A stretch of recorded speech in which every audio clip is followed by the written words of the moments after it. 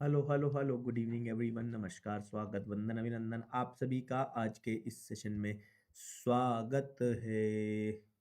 वंदन है, अभिनंदन है। ये देश हमारी माटी जिसकी चंदन है। मेरे देश का नाम महान, मेरा देश है महान, 100 में से 99 विमान।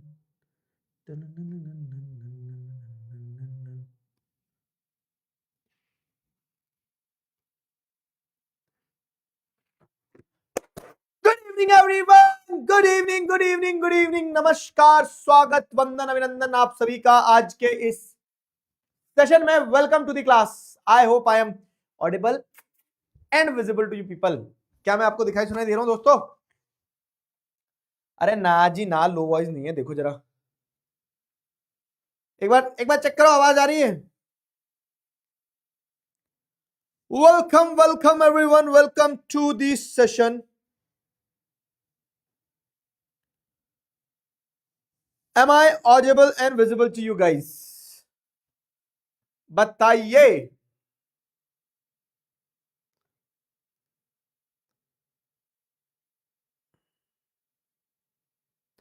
बताओ बताओ बताओ।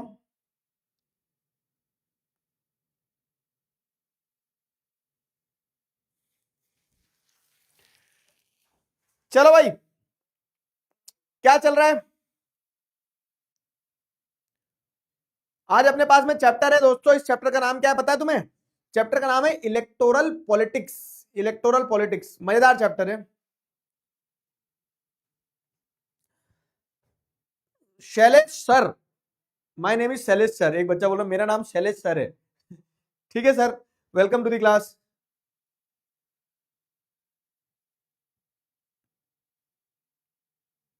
आइए, वेलकम वेलकम वेलकम।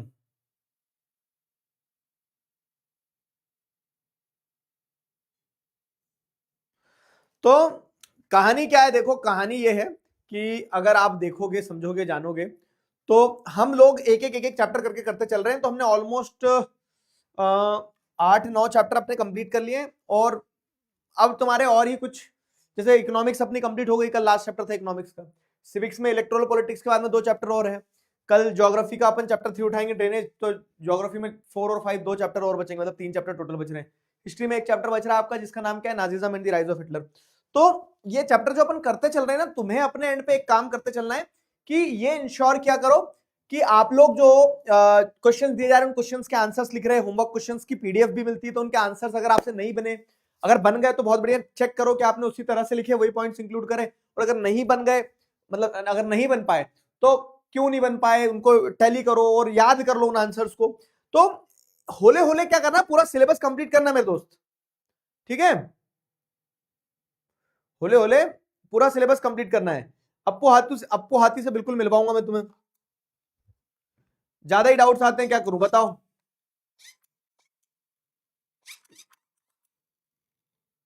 ठीक है।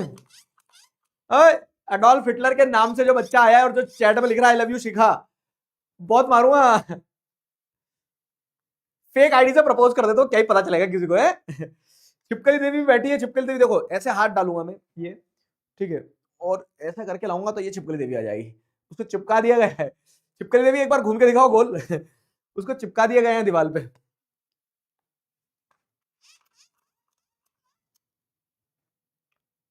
ठीक है, ऑडियो वीडियो सही है सब कुछ? चलो चालू करा जाए तो फिर एक बार अप्पू हाथी का खेल आज मैं तुम्हें स्टार्टिंग में दिखा देता हूं, ताकि तुम आखिरी तक बैठे रहो चुपचाप, अच्छे से शांति से पढ़ते रहो। ठीक है, ये रहा अप्पू हाथी का एनर्जी ड्रिंक। और ये अप्पू हाथी ने एनर्जी ड्रिंक पिया, और पीने के बाद में ये देखो, गजब गजब अप्पू हाथी, you are a rock star. नाच के दिखाओ, नाच के। ई देखो, स्टंट भी करता है। स्टंट, ये 2.5 किलो का बच्चा स्टंट भी करता है। चलो वेलकम भाई साहब। इलेक्टोरल पॉलिटिक्स का मतलब क्या है? एक बार पेन मिल जाती तो मजा आ जाता, जीवन सफल हो जाता। पेन कहां गई? ये रही है। जैसे अगर आप देखोगे तो इलेक्टोरल पॉलिटिक्स का मतलब क्या है, तो इस चैप्टर में बेसिकली आपको पूरा इलेक्शन सिस्टम बताया गया कि हमारे देश में अगर इलेक्शंस होते हैं तो वो इलेक्शंस कैसे होते हैं, व्हाट इज द प्रोसेस। तो पूरी प्रोसेस आपको समझाई गई है इलेक्शन की। तो इलेक्शंस कैसे होते हैं, इलेक्शंस फ्री एंड फेयर है या नहीं है, इलेक्शंस क्यों करवाना है, इलेक्शंस में कंपटीशन होता है, इलेक्शन जरूरी है या नहीं है। तो पूरी कहानी, इलेक्शन से जुड़ी हुई पूरी कहानी आपको इस चैप्टर में बताई गई है, बेहतरीन तरह से बताई गई है। ठीक है, समझ में आया। तो इलेक्टोरल पॉलिटिक्स का मतलब ही वही है, उस चैप्टर का नाम क्या हो गया, हाँ, इलेक्टोरल पॉलिटिक्स उस चैप्टर का मतलब, उस चैप्टर का नाम ही वही है कि पूरा इलेक्टोरल सिस्टम जो है ना, चुनाव की डेट अनाउंस होने से चुनाव के परिणाम आने तक जो पूरा इलेक्शन का प्रोसेस है, उस पूरे इलेक्शन प्रोसेस को समझाया गया है। ठीक है, उस पूरे इलेक्शन प्रोसेस को समझाया गया है, उसी को इलेक्टोरल पॉलिटिक्स कहा है। क्लियर हुआ।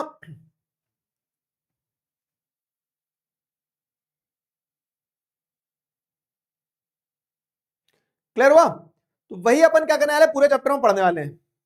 नोट से आंसर लिख सकते हैं, नोट से लिख सकते हैं, लेकिन नोट्स में तो मैं तुम्हें कीवर्ड ही देता हूं ना, नोट्स में डिटेल में थोड़ी ना है। आंसर तो आपको डिटेल में लिखना रहेगा, आंसर आपको डिटेल में लिखना रहेगा। तो नोट्स में तो आपको you are just getting keywords, notes में आपको आंसर पूरा नहीं मिलेगा, नोट्स में तो आपको कीवर्ड्स ही मिल रहे हैं, वो चीज है।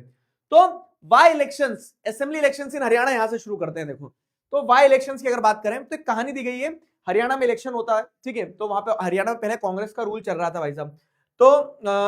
तो कांग्रेस का रूल चल रहा था। अब फिर चौधरी देवीलाल आते हैं, अपनी पार्टी बनाते हैं, कौन सी, लोक दल पार्टी, और लोक दल पार्टी बनाकर चुनाव लड़ते हैं। चुनाव लड़ने के बाद में वो प्रॉमिस करते हैं चुनाव के टाइम में कि अगर मैं जीत गया तो मैं सारे किसानों का कर्ज माफ कर दूंगा। फिर जब इलेक्शन होते हैं तो इलेक्शन होने के बाद में क्या होता है, इलेक्शन होते हैं 1972 में, तो कांग्रेस पार्टी पहले रूल कर रही थी, और फिर चौधरी देवीलाल जब वो मूवमेंट लीड करके इलेक्शंस लड़ते हैं 1987 में, तो 1987 नहीं है बाबू, 1982 से 87 ही तो है। 87 में जब इलेक्शन लड़ते हैं, तो इलेक्शन लड़ते हैं तो उनकी, चौधरी देवीलाल की पार्टी जो है 60 सीटें जीतती है आउट ऑफ 90। ठीक है, और उनके जो पार्टनर वार्टनर थे वो भी 16 सीटें जीतते हैं। तो ऐसे 76 सीट्स के साथ में मेजोरिटी गवर्नमेंट बनती है चौधरी देवीलाल की। और चौधरी देवीलाल इलेक्शन जीतने के बाद अगला इलेक्शन जो होता है कांग्रेस, अगला इलेक्शन जो होता है 1991 का, तो उसमें लेकिन वो हार जाते हैं। ठीक है, 1991 में कांग्रेस फिर से जीत जाती है इलेक्शन और गवर्नमेंट बनाती है। तो अब आप इस प्रोसेस को देखोगे तो एक पार्टी थी, दूसरी पार्टी आई, दूसरी पार्टी ने प्रॉमिस किया, प्रॉमिस करने के बाद इलेक्शन होता है, इलेक्शन होने के बाद वो जीतती है, सरकार बनाती है, सरकार बनने के बाद वो हारती भी है। तो ये पूरा 5 साल का, 10 साल का एक इलेक्शन का ट्रैक बताया गया कि ऐसे इलेक्शन होते हैं। ठीक है, ये कहानी से क्वेश्चन नहीं आएंगे, लेकिन अब आपको कहानी से बहुत सारी चीजें समझ में आएगी कि हमें आखिरकार इलेक्शंस करवाना क्यों है। तो इलेक्शंस हमें इसलिए करवाना है कि जनता जो है ना, डेमोक्रेसी में it is to the people, by the people, for the people.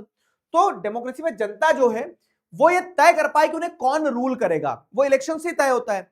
और सिर्फ जनता ये तय नहीं करती कि उन्हें कौन रूल करेगा, जनता ये तय करती कि उनके बिहाफ पे लॉस कौन बनाएगा, कानून बनाने का काम किसका होगा, हु विल फॉर्म दी सरकार। ठीक है, गवर्नमेंट जो है तो गवर्नमेंट कौन बनाएगा, कौन देश चलाएगा, विच parties policy will guide the country. अब जो कंट्री मतलब जो पार्टी बनाएगा उस पार्टी की क्या रहेगी, उस पार्टी की, जैसे अगर आप देखोगे तो मतलब जैसे चौधरी देवीलाल की पार्टी जीत गई, तो अब चौधरी देवीलाल की पार्टी जो है वो पॉलिसीज बनाएगी ना, वो रूल्स रेगुलेशन बनाएंगी, और उन रूल्स रेगुलेशन के हिसाब से देश चलेगा। समझ रहे हो मेरी बात, उन रूल्स रेगुलेशन के हिसाब से देश चलेगा। तो यहां पे आपको कंसेप्ट समझना होगा कि why do we need elections. तो इलेक्शंस की मदद से पीपल कैन चूज, पीपल ये तय कर सकते हैं, लोग, जनता जो है वो तय कर सकती है इलेक्शंस की मदद से कि हु विल मेक लॉज, कानून कौन बनाएगा, कौन सरकार बनाएगा, कैसे सरकार बनाएगा, कौन सी पार्टी की पॉलिसीज जो है कंट्री को गाइड करेगी। तो ये सब कुछ डिसाइड होता है इलेक्शंस की मदद से। Elections empower people to decide who will make laws, to decide who will form government, and to decide which parties policies will shape the country's future. समझ में आया? तो इसलिए हमें इलेक्शंस चाहिए रहते हैं। ठीक है, इलेक्शंस तो चाइना भी करवाता है, हमने चैप्टर 1 में पढ़ा था, लेकिन चाइना के इलेक्शंस को अपन डेमोक्रेटिक इलेक्शंस बोलते हैं क्या? नहीं बोलते हैं। क्यों? क्योंकि चाइना में फ्री एंड फेयर इलेक्शन नहीं होते हैं। अब ये फ्री एंड फेयर इलेक्शन क्या होता है? ठीक है, फ्री एंड फेयर इलेक्शन का मतलब क्या होता है? तो फ्री एंड फेयर इलेक्शन की अगर हम बात करें तो ऐसे इलेक्शंस होना चाहिए जिन इलेक्शंस में सबके जीतने के चांसेस होना चाहिए। जो आज पावर में उसके हारने के भी चांस हो और जो पावर में नहीं है उसके जीतने के भी चांस हो। तो ऐसे इलेक्शंस को फ्री एंड फेयर इलेक्शंस कहा जाता है। तो इंडिया में जो इलेक्शंस होते हैं, तो are elections in India free and fair? सवाल आता है कि क्या इलेक्शंस जो इंडिया में हो रहे हैं, तो are these elections free and fair? Elections जो इंडिया के हैं वो सही मायने में सही तरीके से होते हैं? तो हमें पता चलता है कि yes, Indian elections are free and fair. Indian elections जो उन्हें डेमोक्रेटिक इलेक्शंस कहा जा सकता है। तो अब अगला सवाल आपका एग्जाम में यही बनता है, what makes an election democratic? अच्छे से समझना बेटा, क्वेश्चन ये बनता है कि क्या वो चीजें हैं जो इलेक्शंस को डेमोक्रेटिक बनाती है। ठीक है, what makes an election in India democratic? तो 5 की एलिमेंट्स हैं जो इलेक्शन को डेमोक्रेटिक बनाते हैं। आ जाओ, 5 की एलिमेंट क्या क्या है? कोई भी चुनाव को आप सही चुनाव कब बोलोगे? किसी भी चुनाव को आप सही चुनाव कब बोलोगे कि फ्री एंड फेयर इलेक्शन है? ऐसा कब बोलोगे? जब उसमें 5 चीजें हो रही होगी। क्या? कि इक्वल वोटिंग राइट्स हो, सबसे पहला तो, कि इलेक्शंस के थ्रू सबको वोटिंग राइट मिले, तो वो इलेक्शंस क्या कहलाएंगे? डेमोक्रेटिक इलेक्शंस कहलाएंगे, फ्री एंड फेयर इलेक्शन कहलाएंगे। सिंपल पॉइंटर्स बता रहा हूं, यही है, क्वेश्चन बन के सीधा आएगा, सीधे यही लिखना है आपको, what makes an election democratic. ठीक है, एंड ऐसा क्वेश्चन पूछ लिया, अगर सवाल तो बहरूपिया होता है कि how do you say elections in India are free and fair, तो आप बताएंगे कि इलेक्शंस जो है, तो या फिर what makes an election free and fair. India का ना भी पूछे, इन जनरल इलेक्शन का ही पूछ ले, तो इक्वल वोटिंग राइट होना चाहिए, real choice to the candidates होना चाहिए, कि people should have options to choose from. ऐसा नहीं है कि चुनाव में इस पार्टी को वोट दो या फिर इस ही पार्टी को वोट दो, एक ही पार्टी है, तो फिर कैसा इलेक्शन हुआ? समझे? तो people should have real choice of candidates. फिर क्या है, और ये इलेक्शन जो आप करवा रहे हो ना, ऐसा नहीं कि आज इलेक्शन करवा दिए अब 100 साल तक इलेक्शन नहीं होंगे। हम तो इलेक्शन से चुनी गई सरकार है, सरकार आने के बाद अमर हो गई, 100 साल तक जा ही नहीं रही है।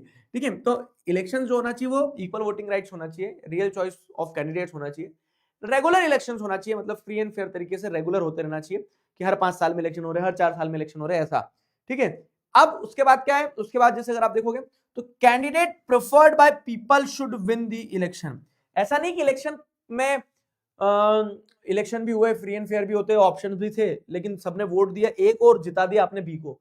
जिसको लोग पसंद कर रहे हैं वही सरकार बनाए। तो candidates preferred by people should form the government, he should win और शी शुड विन। फिर क्या है, अब ये जो इलेक्शन हो रहा है ना, तो इलेक्शन कंडक्ट करने की प्रोसेस पूरी फ्री एंड फेयर होना चाहिए। ऐसा नहीं है कि आप वोट देने गए, सब कुछ था, लेकिन वहां पे आपके सर पे बंदूक रख दी, चलो इनको वोट डालो, नहीं, ऐसा नहीं। तो इलेक्शन होने की जो प्रोसेस रहना चाहिए वो ट्रांसपेरेंट रहना चाहिए, वहां जस्ट रहना चाहिए, कोई माल प्रैक्टिस का इस्तेमाल नहीं होना चाहिए, कोई गलत तरीके से इलेक्शन ना जीते। तो ये सारी चीजें अगर हो रही है, तो ही एक इलेक्शन को आप क्या कहोगे? एक डेमोक्रेटिक इलेक्शन कहोगे। तो ही एक इलेक्शन को आप क्या कहोगे? फ्री एंड फेयर इलेक्शन कहोगे। And this is what makes an election democratic. ये सारे फैक्टर्स होते हैं जो किसी भी इलेक्शन को क्या करते हैं? डेमोक्रेटिक बनाते हैं। समझ में आया यहां तक? बताओ,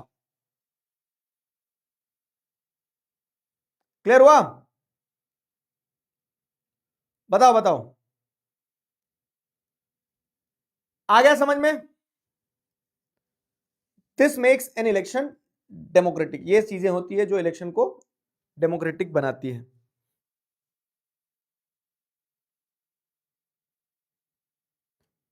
अच्छा, लक्षिता बोल रही है कि सर आपने कल टुगेदर वीकेंड वी विल नहीं बोला था, बोल दिया करो, कल क्लास की छुट्टी हो गई बिना टुगेदर वीकेंड वी विल बोले। ठीक है बाबू, क्लियर हुआ? तो 2 पॉइंट कि हमें इलेक्शंस क्यों चाहिए और क्या है वो इलेक्शंस को डेमोक्रेटिक बनाती, क्या चीजें। अब जैसे अगर हम देख रहे हैं ना, तो इलेक्शन क्या एक तरह का कंपटीशन होता है ना? इलेक्शन तो एक तरह का कंपटीशन ही है कि सारी पार्टी लड़ रही है, एक दूसरे को कुर्ते फाड़ रहे हैं, यहाँ हम जीतेंगे, ये वो सारा सब कुछ चल रहा होता है। तो is it good to have political competition? मतलब इतना कंपटीशन है, पॉलिटिकल कंपटीशन है, तो is it good to have political competition? क्यों लड़वाना है लोगों को? आप इलेक्शन करवाओगे नहीं, कंपटीशन रहेगा नहीं, लोग एक दूसरे का मर्डर करेंगे नहीं, सब कुछ प्यार से चलेगा। तो इलेक्शंस करवाना ही क्यों है? समझ में आ रहा है? जब आप देख रहे हो कि इलेक्शन में बड़ी दिक्कतें हैं, तो आप देख रहे हैं ना कि is it good to have electoral competition, तो उसके नुकसान भी है कि it causes social division and conflict. Factionalism देखने को मिलता है आपको। फ्रैक्शनलिज्म क्या होता है कि जब इलेक्शंस होते हैं तो इलेक्शन के नाम पे समाज बट जाता है। कैसे बढ़ जाता है इलेक्शन के नाम पे समाज? आपको देखने को मिलता है कि इलेक्शन के नाम पे समाज ऐसे बढ़ जाता है कि कुछ लोग जो हैं तो वो जो पावर में आ जाते हैं, तो वो जो पावर में नहीं है वो हमेशा पावर में आने की चाह रखेंगे, तो उसके जो पार्टी अपोजिशन है, जो हारी हुई पार्टी उसके सपोर्टर्स, जो जीती हुई पार्टी उसके सपोर्टर्स, इनके बीच में तनाव रहेगा, लड़ने पे आ जाएंगे, हमारी पार्टी तुम्हारी पार्टी। ठीक है, हम सबकी पार्टी, इस टाइप से चलता है सिस्टम। तो आपको देखने को मिलता है कि इलेक्शंस जो है, तो इलेक्शंस के चलते सोसाइटी बढ़ जाती है, फैक्शनलिज्म देखने को मिलता है आपको, नेगेटिव टैक्टिक्स का इस्तेमाल किया जाता है कि किसी ने मर्डर करवा दिया किसी का, किसी ने किसी को करप्शन दे दिया, करप्शन कर दिया, किसी ने पैसे दे दिए जीतने के लिए, किसी ने किसी को कह सकते हैं ना कि नुकसान पहुंचा दिया। तो इलेक्शंस के कंपटीशन के चलते ये नुकसान भी हो रहा है। एक मैं आपको बता रहा हूँ कि इज इट गुड टू है इलेक्टोरल कंपटीशन, मतलब क्या है कि ये सारे डीमेरिट्स है कि इलेक्शन के नाम पे ये सब होता है, ठीक है। It discourages well intention people entering in politics. कुछ लोग अच्छे लोग होते हैं जो ये चाहते हैं कि यार हम चुनाव में अगर जाएं तो हम चीजें सुधारें, हम देश के लिए अच्छा काम करें, लेकिन उन्हें पता लगता है कि चुनाव में जाओगे तो मार दिए जाओगे, कोई भी तुम्हारे पीछे गुंडा मवाली लग जाएगा, ठाए ठाए लग डर गए, ठीक है। तो जो वेल इंटेंशनड पीपल होते हैं ना, वो लोग चुनाव में आने से डरते हैं, फिर उनको डर लगता है कि यार अगर अपन चुनाव में चलेगा तो अपने साथ बहुत गड़बड़ हो जाएगा, ठीक है।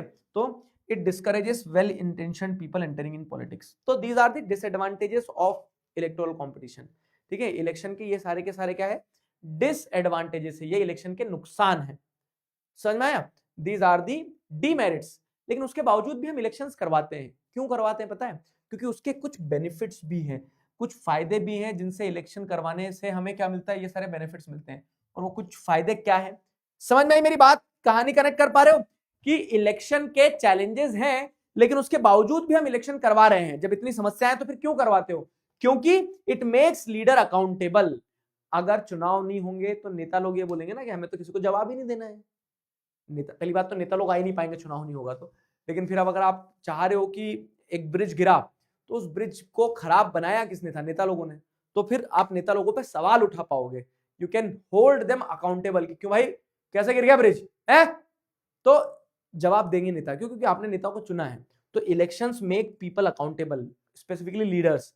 It rewards the leaders who do good and it punishes the leaders who are not doing good after getting elected. एक एग्जांपल देता हूं, इलेक्शंस है तो आज जैसे मान लो चुनाव में मैं जीत गया।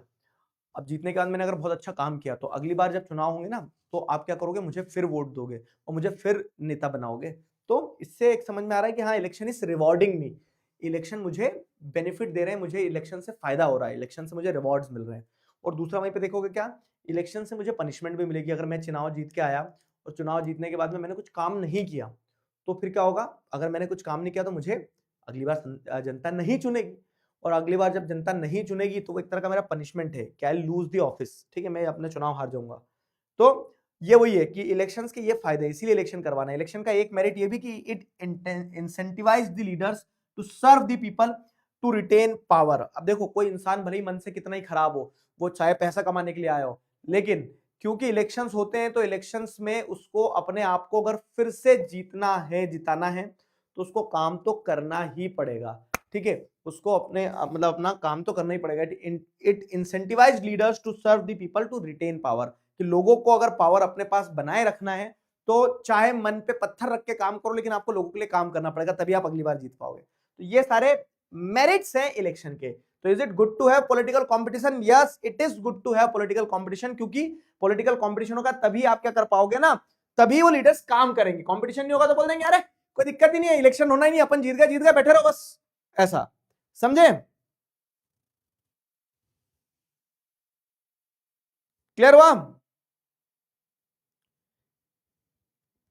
क्या सर इलेक्शंस क्यों करवाना है, वोट चोरी कर लेते हैं ना।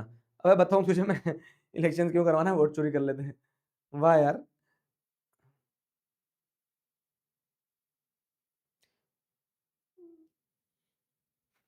ब्रिज नेता ने नहीं, मिस्त्री ने बनाया था, लेकिन उस मिस्त्री के हिस्से की सीमेंट तो नेता ही खाते हैं ना, तभी तो ब्रिज गिरते हैं।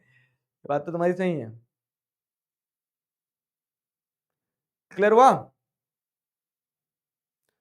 समझ में आया? रियल चॉइस ऑफ कैंडिडेट का मतलब ये कि people should have options to choose from, कि लोगों के पास में ना ऑप्शंस होना चाहिए कि इन्हें चूज करूं या इन्हें चूज करूं, ऐसा, ठीक है। वोटिंग ऑप्शंस मतलब कैंडिडेट्स के ऑप्शंस होना चाहिए। Why are elections necessary in democracy? बताओ इलेक्शंस क्यों जरूरी है? To select people on the basis of age, to allow people to rule directly every day, to choose representatives and change them if needed, to reduce political competition। बताओ elections क्यों जरूरी है? देखो, election से आप सिलेक्ट भी करते हो, इलेक्शन से आप हटाते भी हो। हिंट मैंने दे दिया है, तुम सेलेक्ट करो अब सही आंसर।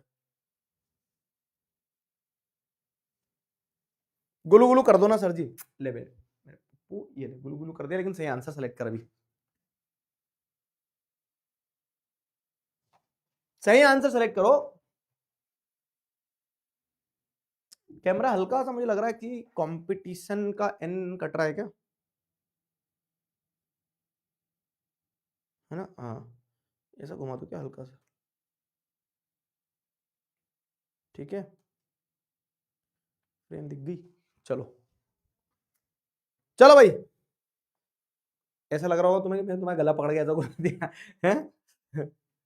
चलो जल्दी बताओ, 3 2 1, time up time up time up. Chipkali Devi versus Appu हाथी करवा दो सर आज। अरे अप्पू हाथी खा जाएगा चिपकली देवी को, चिपकली देवी अगर पैर के नीचे आ गई अप्पू हाथी के, तो अप्पू हाथी मसल देगा उसे।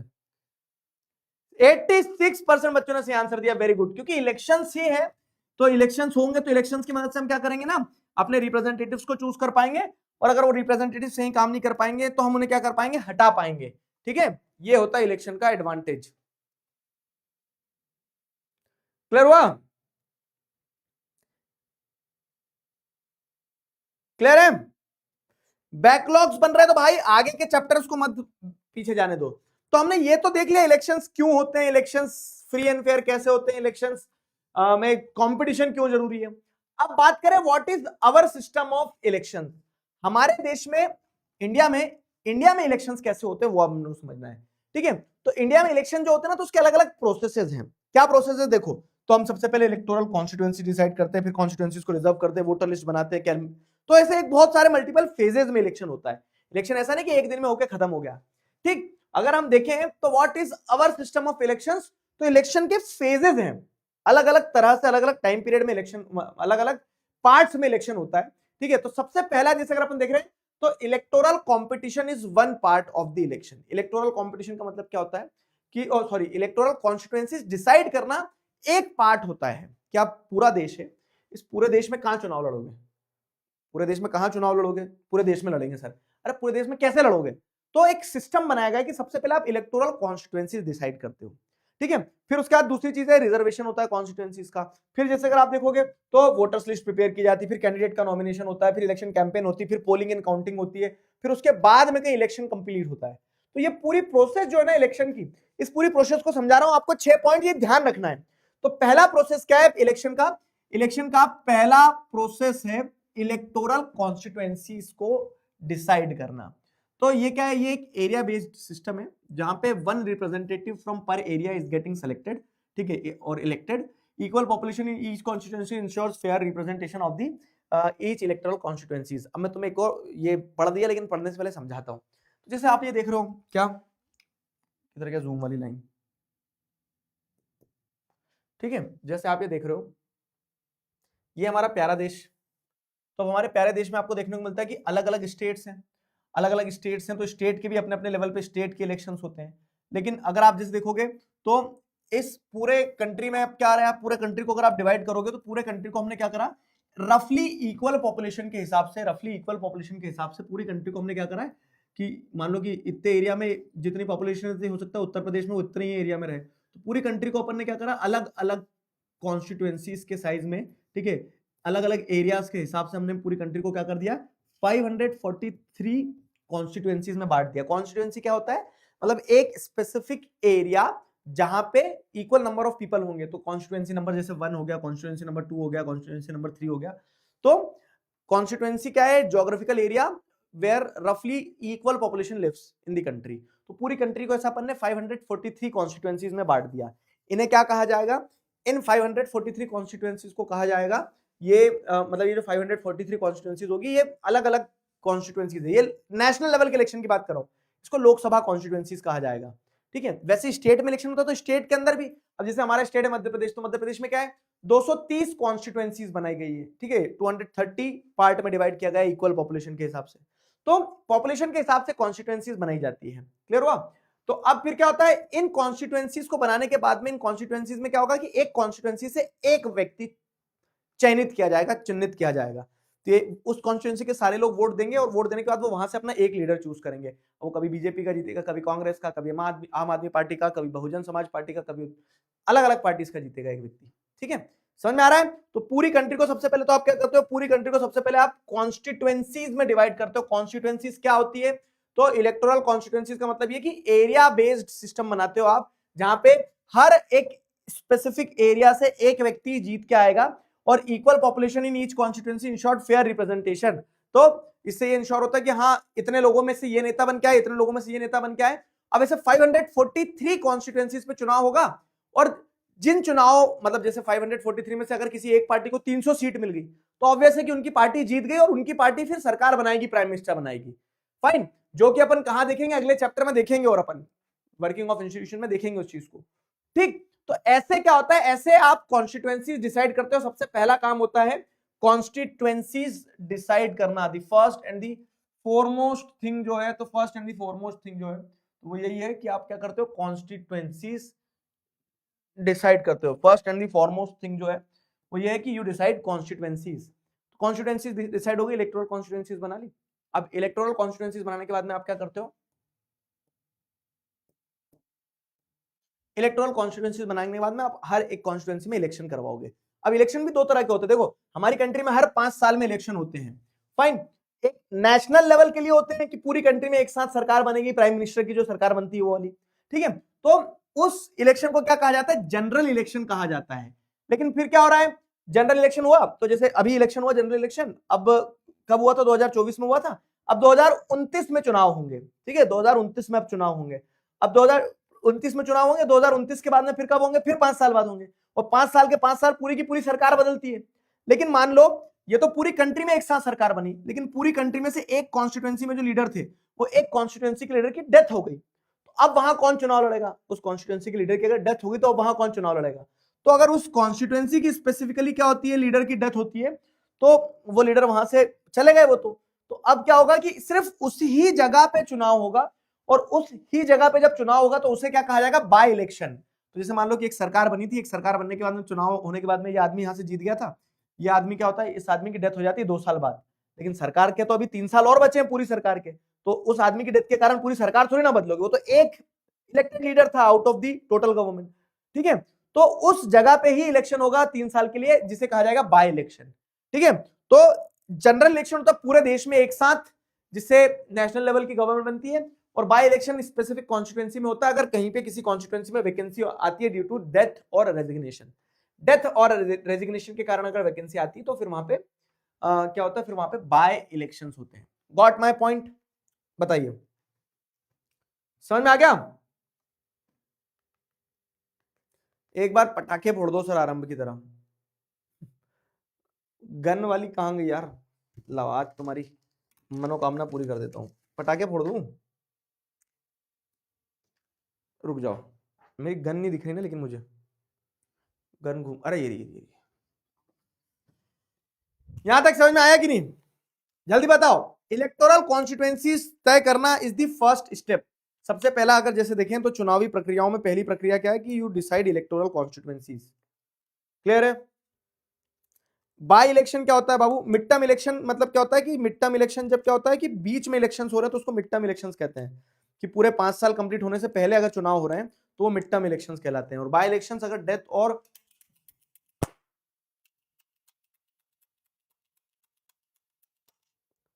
अरे यार गोलियां जो है ना वो निकल गई, खुद सी हो गई गोली। ठीक है, क्लियर हुआ, आगे समझ में?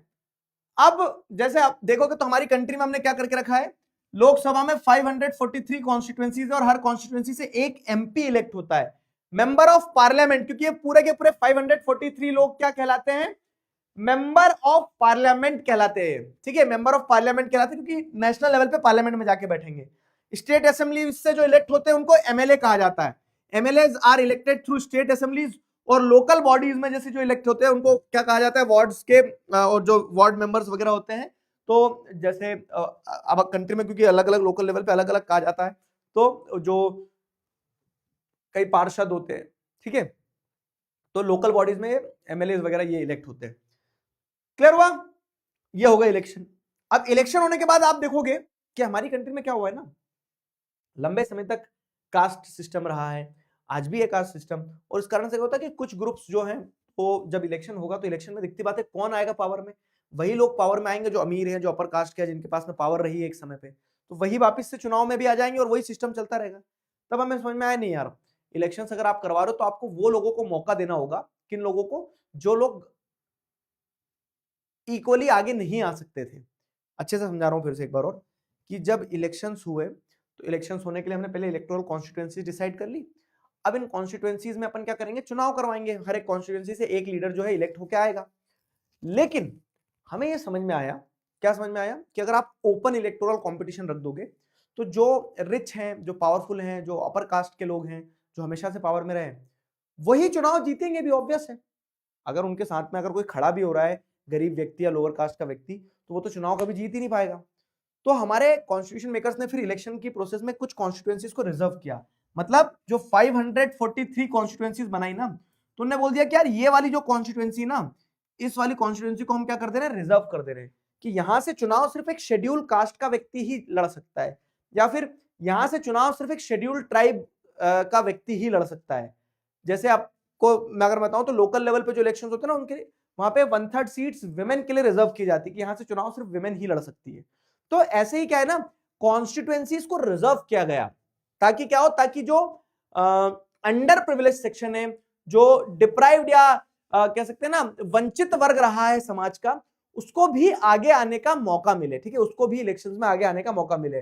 तो for weaker sections to get fair representation, ताकि वीक सेक्शन भी है वो अपना रिप्रेजेंटेशन ले सके। तो जो 543 कॉन्स्टिट्यूएंसीज है, उनमें से 84 कॉन्स्टिट्यूएंसीज लोकसभा सीट्स जो है वो शेड्यूल कास्ट के कैंडिडेट्स के लिए रिजर्व करी, कि यहाँ पे शेड्यूल कास्ट का व्यक्ति भी चुनाव लड़ सके। शेड्यूल ट्राइब के लिए जिस अगर आप देखोगे तो 47 लोकसभा सीट्स रिजर्व करी, कि यहाँ पे शेड्यूल ट्राइब का व्यक्ति भी चुनाव लड़ सके। ओबीसीज एंड वुमेन के लिए रिजर्वेशन जो है पंचायत और म्युनिसिपैलिटीज में किए गए हैं। जैसे म्युनिसिपैलिटीज वगैरह में आप देखोगे तो 1/3 सीट जो है वुमेन के लिए रिजर्व है। इनफैक्ट अभी गवर्नमेंट ने एक लॉ लाई है 2023 में, जिसके चलते क्या है कि गवर्नमेंट ने अब विमेन को 1/3 रिजर्वेशन नेशनल लेवल पे, मतलब लोकसभा में भी दे दिया, लेकिन अभी वो इंप्लीमेंट नहीं हुआ है, ठीक है, अभी वो इंप्लीमेंट नहीं हुआ है। तो इस तरह से 1/3 seats were reserve for women in panchayat and municipalities. तो रिजर्व कॉन्स्टिट्यूएंसी का मतलब ये होता है, जैसे विमेन, अगर विमेन पॉलिटिक्स में नहीं आएंगे तो विमेन अपने सेक्शन के लिए, विमेन के लिए कैसे इंप्रूवमेंट कर पाएंगे, ठीक है। तो एक बार इलेक्टोरल कॉन्स्टिट्यूएंसी तय हो जाती है, उसके बाद यह तय किया जाता है कि कैसे weaker section of the society जो है वो भी चुनाव में पार्टिसिपेट कर पाए। तो इसीलिए कॉन्स्टिट्यूएंसीज को रिजर्व किया जाता है, और जब कॉन्स्टिट्यूएंसीज को रिजर्व किया जाता है तो ये इंश्योर किया जाता है कि अगर मान लो कोई कॉन्स्टिट्यूएंसी शेड्यूल कास्ट के लिए रिजर्व है, तो वहां से फिर एक शेड्यूल कास्ट का ही कैंडिडेट चुनाव लड़ेगा और जीतेगा, ताकि क्या हो, ताकि सबको चुनाव लड़के जीत के आगे आने का मौका मिले। क्लियर हो गया। अब ये तो तय कर लिया कि यहां से अपन ऐसी ऐसी वोटिंग करवाएंगे, लेकिन वोटिंग करेगा कौन, आम जनता, है ना। वोटिंग करेगा कौन, आम जनता वोट करेगी। तो अब बनती भाई साहब वोटर्स लिस्ट, और वोटर्स लिस्ट को ही कहा जाता है क्या, इलेक्टोरल रोल। वोटर्स लिस्ट को कहा जाता है इलेक्टोरल रोल, समझे, क्लियर हुआ। जनरल इलेक्शन मतलब लोकसभा के इलेक्शन जो पूरी कंट्री में एक साथ होते हैं, इसीलिए उसे जनरल इलेक्शन कहा जाता है, ठीक है।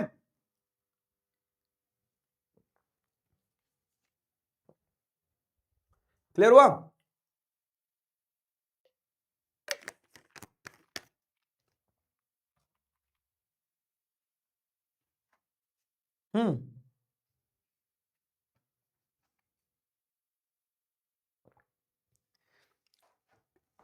बताओ, क्या सीनियर सिटीजन के लिए भी सीट रिजर्व होती है? अबे ट्रेन में होती है, इलेक्शन में नहीं होती है सीनियर सिटीजन के लिए सीट रिजर्व। अब उल्टी उल्टी बातें करते हैं। राज्यसभा कौन इलेक्ट होते हैं? हाँ देखो बाबू, जब अभी अपन आगे चैप्टर पढ़ेंगे ना अपन वर्किंग ऑफ इंस्टीट्यूशन, तो उसमें बताऊंगा मैं। वैसे तो लोकसभा के इलेक्शंस में तो डायरेक्ट हम वोट करते हैं, जनता वोट करती है। और राज्यसभा के इलेक्शन में हम लोग वोट नहीं करते। राज्यसभा के जो एमपीज रहते हैं ना, मेंबर ऑफ पार्लियामेंट, वो स्टेट की जो इलेक्टेड रिप्रेजेंटेटिव रहते हैं, एमएलए वगैरह, वो डिसाइड करते हैं।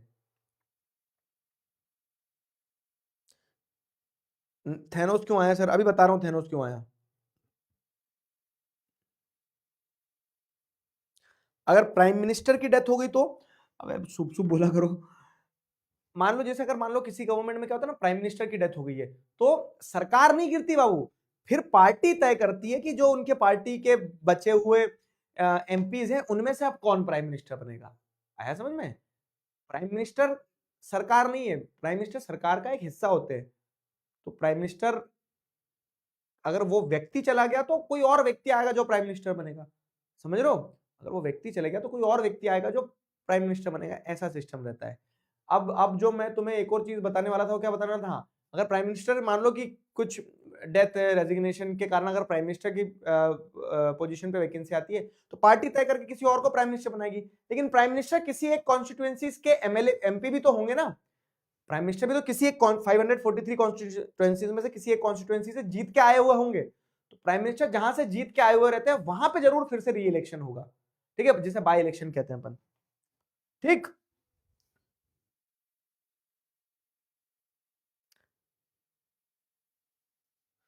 चलो थेनोसुद्दीन क्या है ये मैं बता रहा हूं, थेनोसुद्दीन क्या है। अब भैया इलेक्टोरल कॉन्स्टिट्यूएंसीज बना दी गई है, कॉन्स्टिट्यूएंसीज को रिजर्व कर दिया गया है। तो अब आगे बढ़ते हैं किस चीज पे, अब बनाएंगे वोटर्स के लिए एक लिस्ट जिसे कहा जाएगा वोटर्स लिस्ट, ठीक है। अब बनेगी वोटर्स लिस्ट। अब वोटर्स लिस्ट में क्या होता है, वोटर्स लिस्ट को आप क्या कहोगे, इलेक्टोरल रोल कहोगे। वोटर्स लिस्ट को आप इलेक्टोरल रोल कहोगे, जिसमें क्या होता है, जिसमें जितने भी एलिजिबल वोटर्स है, मान लो कि एक कॉन्स्टिट्यूएंसी ये थी 543 में से एक कॉन्स्टिट्यूएंसी ये थी, तो यहां पे जितने भी 18 साल से ऊपर के लोग हैं, बच्चे बच्ची अमीर गरीब मेल फीमेल सब, ठीक है, तो 18 साल से ऊपर के लोगों को अब क्या किया जाता है, तो रिगार्डलेस ऑफ हिज और हर कास्ट रिलीजन और gender each and everyone will get equal voting right. वो इलेक्शन के लिए बाध्य होगा, वो इलेक्शन के लिए एलिजिबल होगा। तो इसे कहा जाता है क्या, इलेक्टोरल रोल बनाना या फिर वोटर्स की लिस्ट एक प्रिपेयर करना। तो हर कॉन्स्टिट्यूएंसी में जितने भी अडल्ट वोटर्स है उन सारे अडल्ट वोटर्स को क्या दिया जाता है, उन सारे अडल्ट वोटर को वोटिंग राइट दिया जाता है और इस तरह से इलेक्टोरल रोल बनता है, ठीक है। अब उस इलेक्टोरल रोल में क्या होता है, हर बार चुनाव से पहले जैसे आप देखते हैं तो नए लोग, जैसे अभी तुम 18 के नहीं हो लेकिन 2029 आते आते तो 18 के हो जाओगे ना, हो जाओगे, तो तब क्या है तुम वोट देने जाओगे, तो तब तुम पहली बार वोट देने जाओगे तो तुम्हारा नाम ऐड होगा इलेक्टोरल लिस्ट में, ठीक है। तो new names are added every year and revision of the list takes place every 5 year. और हर 5 साल में ये लिस्ट जो है ऐड होती है। पुराने नाम हटाने भी होते हैं। पुराने नाम हटाने क्यों होते हैं, जैसे मान लो कि कोई एक दादाजी थे जिन्होंने 2024 में वोट देके मोदी जी को, मतलब एक तरह से कह सकते हैं कि बीजेपी गवर्नमेंट को उन्होंने सरकार बनवाई थी, लेकिन अब वो दादाजी स्वर्गलोक सिधार गए, तो अब वो दादाजी का भूत थोड़ी ना आएगा वोट देने। लेकिन भूतनाथ मूवी में तो यही हो रहा था, भूतनाथ मूवी में हर साल कोई उसका फर्जी वोटर आईडी बनवा के वोट डलवा देता था।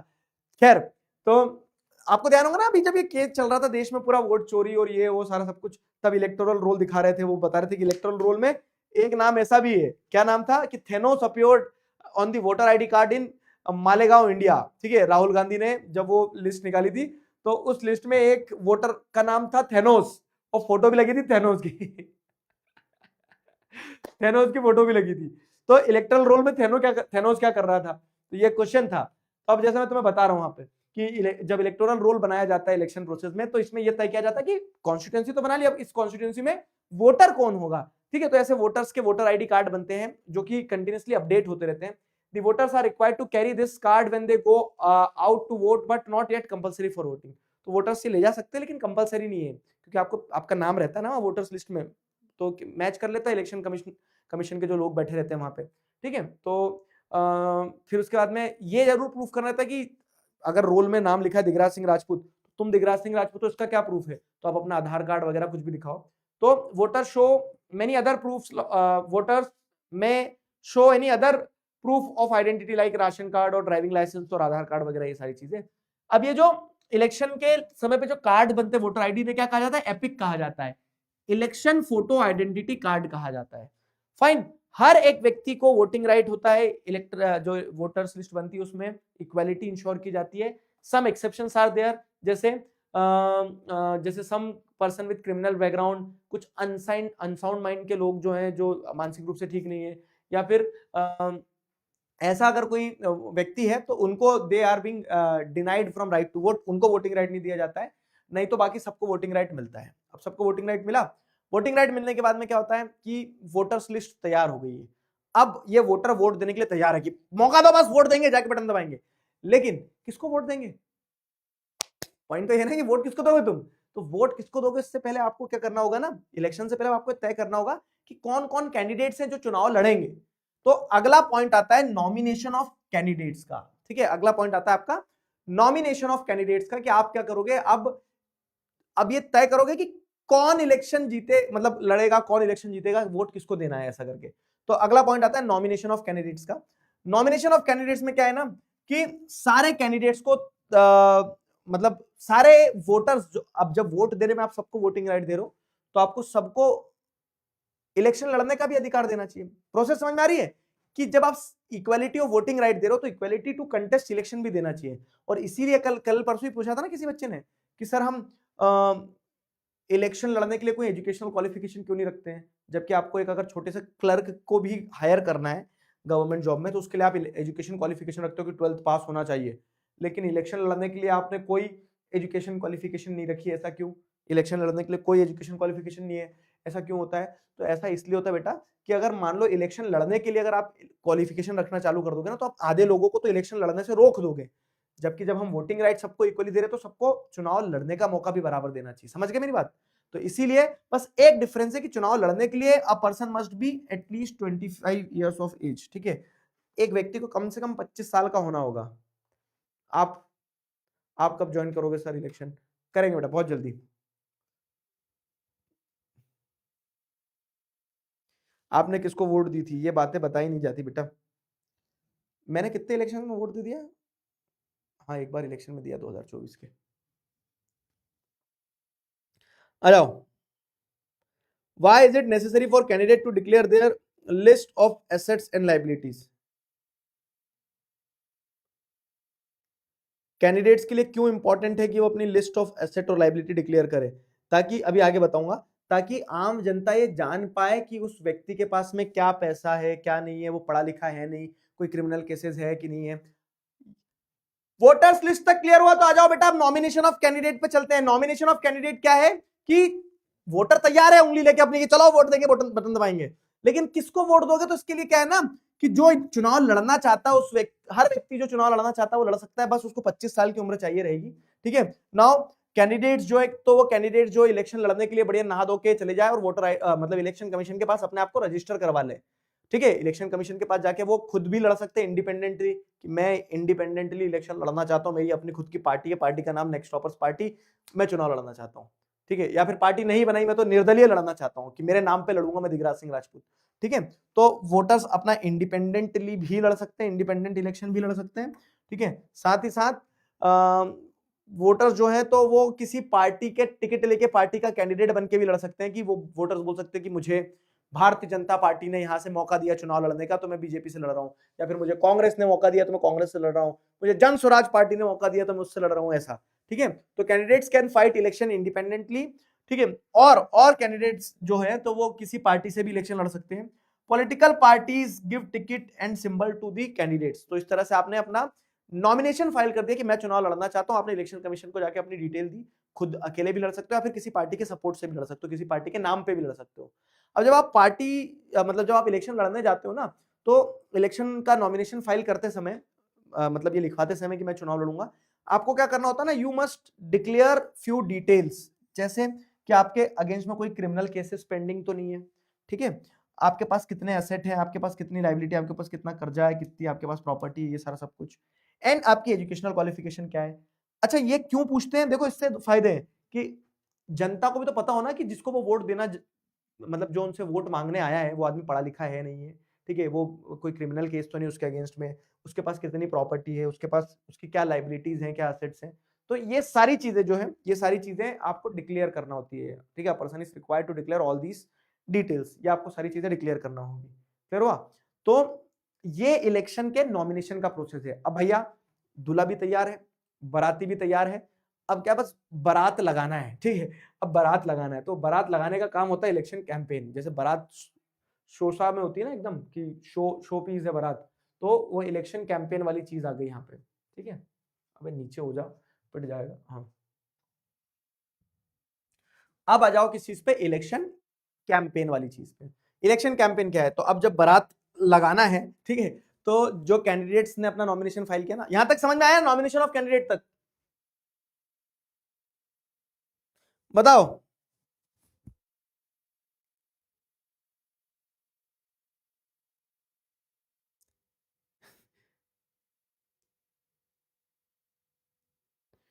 अगर क्रिमिनल केस होगी तो पार्टिसिपेट कर सकते हैं क्या?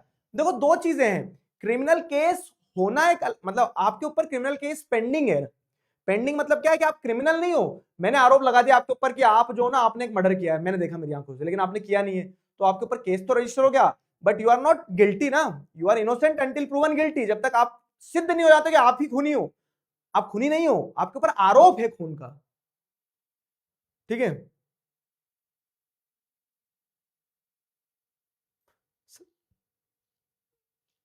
एक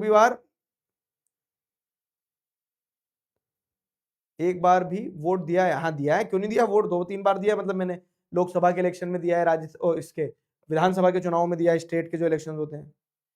फैक्शनलिज्म का मतलब ये होता है इवान पाठक कि जब सोसाइटी जो है ना ऐसी डिवाइडेड हो जाती है, कैसी कि जब सोसाइटी में एक तरह से आप देख रहे हैं कि certain section of people are supporting one party, certain section of people are supporting second party, तो वो सोसाइटी डिवाइड हो गई इन फैक्शंस, तो उसको फैक्शनलिज्म कहा जाता है। अब देखो क्या है, अब होता है इलेक्शन कैंपेन चालू, तो अब सब तय हो गया कि कहां से कौन चुनाव लड़ने वाला है, कौन कैसे चुनाव लड़ेगा, कहां से लड़ेगा, तो अब वो अपने चुनाव का प्रचार प्रसार कर रहे हैं। तो लास्ट 2 वीक बिफोर वोटिंग, जैसे वोटिंग होना है 14 तारीख को, तो 1 तारीख तक वो चलेगा, या फिर मान लो कि 14 दिन पहले तक, मतलब दो हफ्ते पहले तक सारी पार्टीज अपना प्रचार प्रसार करती है, पार्टीज जो है वो इश्यूज को हाईलाइट करती है, अपने अपने स्लोगन्स देती है। जैसे पास्ट में एग्जांपल दोगे तो इंदिरा गांधी के टाइम पीरियड में क्या है, कांग्रेस जो थी 1971 में चुनाव लड़ने के लिए उन्होंने नारा दिया था क्या कि गरीबी हटाओ, ठीक है। तो गरीबी हटाओ मतलब कि अगर हम पार्टी में पावर में आए तो हम गरीबी को खत्म करेंगे। फिर 1977 में क्या है, जनता पार्टी ने जयप्रकाश नारायण जो थे, तो उन्होंने ये नारा दिया था, कौन सा नारा, कि सेव डेमोक्रेसी। क्यों? क्योंकि डिक्टेटरशिप आ गई थी इंदिरा गांधी के टाइम पीरियड में, तो डिक्टेटरशिप नहीं मतलब नेशनल इमरजेंसी लगा दी थी, तो नेशनल इमरजेंसी लगा दी थी, तो एक टाइप ऑफ डिक्टेटरशिप थी, तो उसको बचाने के लिए सेव डेमोक्रेसी का नारा दिया था, ठीक है। तो वो इलेक्शन कैंपेन का पार्ट था कि अगर हम पावर में आएंगे तो हम डेमोक्रेसी को बचाएंगे। फिर क्या है, land to the tiller. West Bengal में जैसे आप देखेंगे तो वेस्ट बंगाल में लेफ्ट फ्रंट की जो पार्टी थी उन्होंने नारा दिया लैंड टू दी टिलर, तो किसान जो है उसको हम जमीन दिलवाएंगे। फिर तेलुगु देशम पार्टी जो थी एनटी रामाराव की, 1983 में उन्होंने नारा क्या दिया था, सेल्फ रिस्पेक्ट ऑफ तेलुगु, जो उसको सेव करेंगे हम, तो ये तेलुगु देशम पार्टी का नारा था। तो इलेक्शन कैंपेन क्या है, बेसिकली पॉलिटिकल पार्टीज जो है वो इलेक्शंस में अपने इलेक्शन प्रोपेगेंडा को, मतलब अपने इलेक्शन मैनिफेस्टो को, कि अगर हम चुनाव जीते तो हम क्या करेंगे, तो अपना स्लोगन, अपना प्रोमिसेस, अपने सारे विचार वो देती है इलेक्शन में, और वोटर्स को फिर जो वोटर लिस्ट तैयार बैठी ना बाराती नाचने के लिए, तो वोटर्स लिस्ट के हिसाब से वो तय करते हैं, मतलब वोटर्स लिस्ट में वोटर्स जो है वो तय करते हैं कि अच्छा कौन सी पॉलिटिकल पार्टी जो है वो ल्यूक्रेटिव ऑप्शन दे रही है, वो अच्छा काम करेगी, या फिर कौन सी पार्टी अच्छे प्रोमिस कर रही है। अब लेकिन ये है कि चुनाव का जो प्रचार प्रसार होता है ना, उसी को इलेक्शन कैंपेन बोलते हैं। तो इस प्रचार प्रसार के चक्कर में आप ये नहीं करोगे कि आप कुछ भी कर रहे हो, ठीक है। तो there are certain rules for fair and equal campaigns, कि आप जब चुनाव का प्रचार प्रसार कर रहे हो ना, तो सही तरीके से होना चाहिए। इट शुड गो इन अ वे कि जहां पे क्या हो कि सब कुछ सही हो, सिस्टमैटिक हो, व्यवस्थित हो। चुनाव का प्रचार प्रसार क्या होना चाहिए, बढ़िया तरीके से होना चाहिए। वो बढ़िया तरीका क्या है, तो बढ़िया तरीका बताया गया है कि जो rules for fair and equal representation में आपको क्या देखने को मिलेगा कि ban on bribing threatening voters. आप वोटर्स को डरा धमका नहीं सकते हो कि रैली निकल रही, रैली में आपने एक वोटर को पकड़ा है, किसको वोट देगा बता जल्दी तू, नहीं किसको वोट देगा बता जल्दी तू, ऐसे डरा नहीं सकते हो तुम, की बंदूक तान दी कि वोट देना है, वोट देना है, हाँ हाँ, ऐसा नहीं कर सकते हो।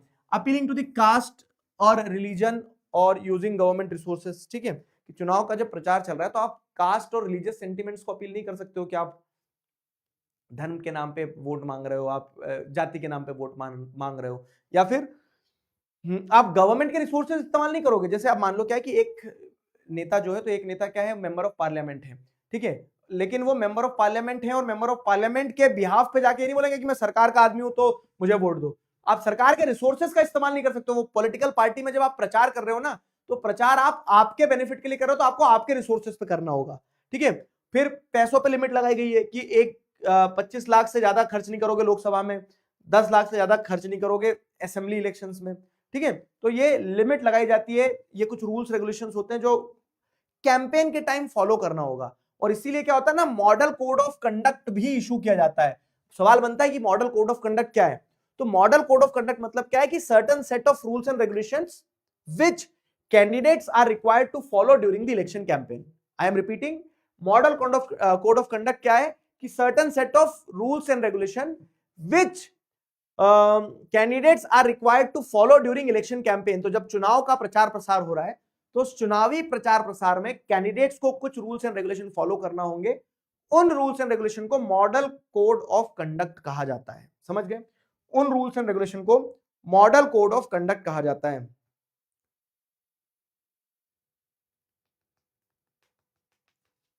ठीक है, तो अब वो क्या होते हैं, जैसे no use of religious place for campaign. आप चुनाव के प्रचार के लिए मंदिर में जाके प्रचार नहीं करोगे, रिलीजन को अलग रखो पॉलिटिक्स से। नो गवर्नमेंट व्हीकल और ऑफिशियल, जैसे कि आप जैसे मान लो क्या कि कोई मिनिस्टर है, तो मिनिस्टर किसी पार्टी का भी आदमी होगा, लेकिन आप अपने मिनिस्टर वाली पावर पार्टी के प्रचार प्रसार में यूज नहीं करोगे। ठीक है, तो नो गवर्नमेंट व्हीकल और officials can be used for election campaign. New policies promises after election dates are announced. अब जैसे मान लो कि परसों इलेक्शन है और आज आपने बोल दिया कि आज से ऐसी पॉलिसी ला रहा हूं मैं कि मैं सबको फ्री राशन दूंगा, तो इससे क्या होगा कि परसों के दिन वोटर के माइंड को आप इन्फ्लुएंस कर रहे हो ना। तो और वो आप जो प्रॉमिस कर रहे हो, प्रॉमिस आप इसलिए नहीं कर रहे हो कि आप चुनाव जीतने के बाद ये करोगे, अब वो प्रॉमिस इस कारण से कर पा रहे हो क्योंकि आप ऑलरेडी पावर में थे। ठीक है, तो आप प्रॉमिस करो, काम करो, लेकिन वो 5 साल में काम करो ना, चुनाव के पहले ही काम क्यों करना है। तो once the dates are announced, आप कोई नई पॉलिसी या नया प्रोग्राम जो है वो प्रॉमिस जो है वो अनाउंस नहीं कर सकते हो। तो ये कुछ कोड ऑफ कंडक्ट है जिससे क्या होगा, जिससे इलेक्शन एक फेयर प्लेइंग ग्राउंड होगा, उसके लिए भी कि जो आज पावर में नहीं है और उसके लिए भी कि जो आज पावर में तो अपनी पावर का गलत इस्तेमाल करके अगला इलेक्शन ना जीते। ठीक है, तो ये होगा इलेक्शन कैंपेन वाली चीज। इलेक्शन कैंपेन में किसी को डाउट है? इतना सीरियस क्यों हो जाते हो सर पढ़ाते पढ़ाते? अबे सीरियस टॉपिक पढ़ाते समय सीरियस होना पड़ता है। ठीक है, क्लियर हुआ? कोड मतलब क्या होता है ना कि आपको कुछ रूल्स फॉलो करने होते हैं, उसे मॉडल कोड ऑफ कंडक्ट कहा जाता है। समझे? मेरे लाल, मेरे पप्पू समझ में आया तुम्हें? नेता लोग दारू और पैसा क्यों बांटते हैं? यही तो समस्या है कि democracy is good in principles but not so good in practice. जब जमीन पे बात आती है ना, तो जमीन पे बात आती है तो जमीन पे सब कुछ अलग है। If candidate spend more money than the amount has been given then what will happen. तो मैं लगता है कि कैंडिडेट को जितने पैसे दिए जाते, पैसे दिए नहीं जाते, मतलब जो लिमिट है उसके अंदर पैसा खर्च करते हैं। 25 लाख का तो डीजल फूक देते होंगे गाड़ियों में, लेकिन हो रहा है, किसी को पकड़ में नहीं आता है। ठीक है, समझ में आया? अगर कोई अकेले इलेक्शन में है और उस पर मनी नहीं है तो leader board, leader board, leader board. Poll तो आया, अभी पोल कहाँ दिया मैंने? दिया था क्या? एक पोल दिया था। ज्वाइंग जैंग भैरव, ज्वाइंग जैंग भैरव, साईनाथ, कपिश, पलक, सोनाक्षी झा, हर्षित, वैभव, तनुप्रिया, नव्या और देवांश। ठीक है, तो ये सब कुछ हो गया। ठीक है, पोलिंग हो गई, वोटिंग मतलब क्या बोलते हैं, इलेक्टोरल कॉन्स्टिट्यूएंसीज हो गई, कॉन्स्टिट्यूएंसीज को रिजर्व कर दिया, वोटर्स लिस्ट बन गई, नॉमिनेशन हो गया कैंडिडेट का, कैंडिडेट ने प्रचार प्रसार कर लिया। अब सब कुछ होने के बाद में जिस तारीख को तय किया जाता है कि अब इलेक्शन होना है, तो उस दिन voters go to the polling booth. ठीक है, वोटर्स जाते हैं पोलिंग बूथ में, अपना वोट डालते हैं। वोट डालने के बाद में क्या, जैसे वो ऐसा नहीं कि कोई भी चले गया ला वोट डाल दूं, आपका नाम होना चाहिए वो इलेक्टोरल रोल में, वहां एक ऑफिसर बैठा रहता है, वो चेक करता है, तो आइडेंटिटीज आर वेरीफाइड। ठीक है, जो वोटर्स होते थे cast their votes using EVMs. EVMs क्या है, तो अब है ना इलेक्ट्रॉनिक वोटिंग मशीन का यूज होता है। पहले क्या होता था, पहले बैलेट पेपर चलता था कि एक पेपर के ऊपर सील थप्पा करके टिकट चिट्ठी बना के फोल्ड करके डब्बे में डाली जाती थी, फिर एक एक चिट्ठी को खोल के गिना जाता था और फिर इलेक्शन ऐसे होते थे। लेकिन अब क्या है, इलेक्ट्रॉनिक वोटिंग मशीन का काम चलता है। इलेक्ट्रॉनिक वोटिंग मशीन मतलब एक ईवीएम होती है, एक मशीन होती है, उस मशीन में आपको बस बटन दबाना है, अब बटन दबाते जाओ, बटन दबाते जाओ, और बटन दबाने के बाद में फिर क्या होता है, बटन दबाने के बाद में उन सारी मशीन्स को काउंट कर लिया जाता है। तो अब इससे क्या ना कि इलेक्शन का रिजल्ट बहुत जल्दी आता है। पहले क्या है, पेपर पे छापते थे, एक एक करके डालते थे, एक एक पेपर खोल के गिनते थे, ऐसा होता था। लेकिन अब क्या है, अब छापा छापी वाला काम नहीं है, अब इलेक्ट्रॉनिक तरीके से होता है, ईवीएम से वोट इलेक्शन होते हैं। तो ईवीएम से इलेक्शन होने से क्या होता है ना कि फास्ट प्रोसेस हो गई, इलेक्शन का रिजल्ट तुरंत आ जाते हैं फटाक से। फिर क्या होता है कि ये पोलिंग तो हो गई, पोलिंग मतलब जिस दिन वोट डलना है, छुट्टी रहती है, बढ़िया लोग नहा धो के तैयार होकर सुबह जाते हैं, इलेक्शन का वोट देने जाते हैं। ठीक है, तो वोटिंग हो गई। अब वोट देने के बाद में क्या है कि then votes are counted quickly and results are declared. तो फिर वोट्स को फटाफट से काउंट किया जाता है। काउंट करने के बाद में फिर उनका रिजल्ट डिक्लेयर कर दिया जाता है, ठीक है। तो ये काउंटिंग ऑफ वोट्स हो गया, पोलिंग एंड इलेक्शन का रिजल्ट डे। अब ये ईवीएम मशीन के साथ में ना वीवीपैट भी यूज की जाती है। वीवीपैट क्या बताऊं?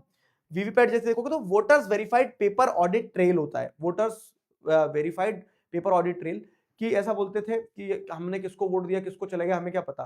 तो जैसे अगर आपने इधर बीजेपी पे टिक लगाया, या फिर कांग्रेस पे टिक लगाया, फिर आम आदमी पार्टी पे टिक लगाया, तो एक मशीन होती है ऐसी, इस मशीन में आपने वोट दिया और दूसरी वाली मशीन में एक पेपर घूम के आता है और आपको दिखाया जाता है कि आपने इन्हीं को वोट दिया था ना, बीजेपी को या फिर कांग्रेस को या फिर आम आदमी पार्टी को, तो उन्हीं की वो एक मतलब एक पेपर पे दिखाया जाता है कि हाँ यू वोटेड देम, और फिर वो टिकट एक एक करके गिनती जाती है और बाद में फिर टैली कर लेते कि हाँ ये वीवीपैट में 70 वोट अगर कांग्रेस को आए थे और 50 वोट अगर बीजेपी को आए थे, और तो इतनी 70 चिट्ठियां कांग्रेस की और 50 चिट्ठियां बीजेपी की है। तो वो वीवीपैट के थ्रू आप टैली कर लेते हो एक तरह से, और आपको वोटर्स को एक अश्योरेंस मिल जाता है कि हाँ हाँ हाँ हमने इनको ही वोट दिया था, इनकी चिट्ठी दिख रही है हमें। तो polling and counting of votes, तो पोल होता है जिस दिन मतलब चुनाव के वोट डल रहे हैं, फिर उन वोट्स को काउंट किया जाता है, तो काउंटिंग ऑफ वोट्स में ये आ जाएगा, ठीक है। और फिर इलेक्शन डिक्लेयर हो जाते हैं। इलेक्शन डिक्लेयर होता है, जो पार्टी जीतती है वो नाचती है, पटाखे फोड़ती है, मिठाइयां बांटती है, ठीक है।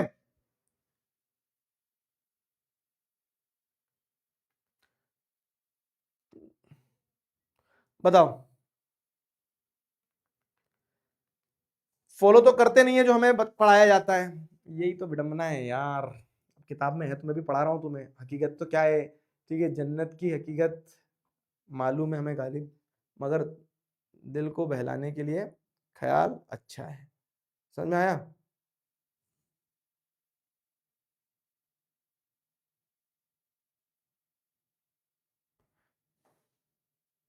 क्लियर हुआ?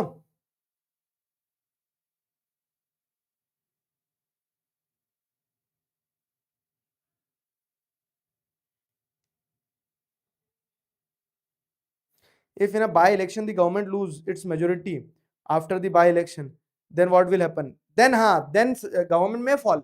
अगर मान लो ऐसी मेजोरिटी थी कि एक पार्टी को 100 सीट है और एक पार्टी को 101 सीट है, और बाई इलेक्शन में दूसरी वाली पार्टी को जीत जाती है अगर, तो फिर दूसरी वाली पार्टी की सरकार बन जाएगी। समझ रहे हो? अगर मेजोरिटी गिर जाती है तो जिसकी मेजोरिटी गिरी उसको मेजोरिटी प्रूव करना पड़ेगी, नहीं प्रूव कर पाए तो सरकार गिर जाएगी। Good question. पोल दे दो। हाँ, पोल पोल क्या है? What is an election held after one only one constituency to fill the vacancy caused due to death और रेजिग्नेशन। ये तो अभी पता है तुम्हें। इसे बाय इलेक्शन कहा जाता है कि अगर किसी एक कॉन्स्टिट्यूएंसी पे ही आप चुनाव करवा रहे हो डेथ के कारण, रेजिग्नेशन के कारण, तो उसे बाय इलेक्शन कहा जाता है। अब हमने इंडिया का इलेक्शन सिस्टम तो समझ लिया, लेकिन हम अगर ये बोले कि इंडिया का इलेक्शन सिस्टम तो सर डेमोक्रेटिक है, तो ये किस बेसिस पर डेमोक्रेटिक है, ये अब अगला टॉपिक है। What makes elections in India democratic?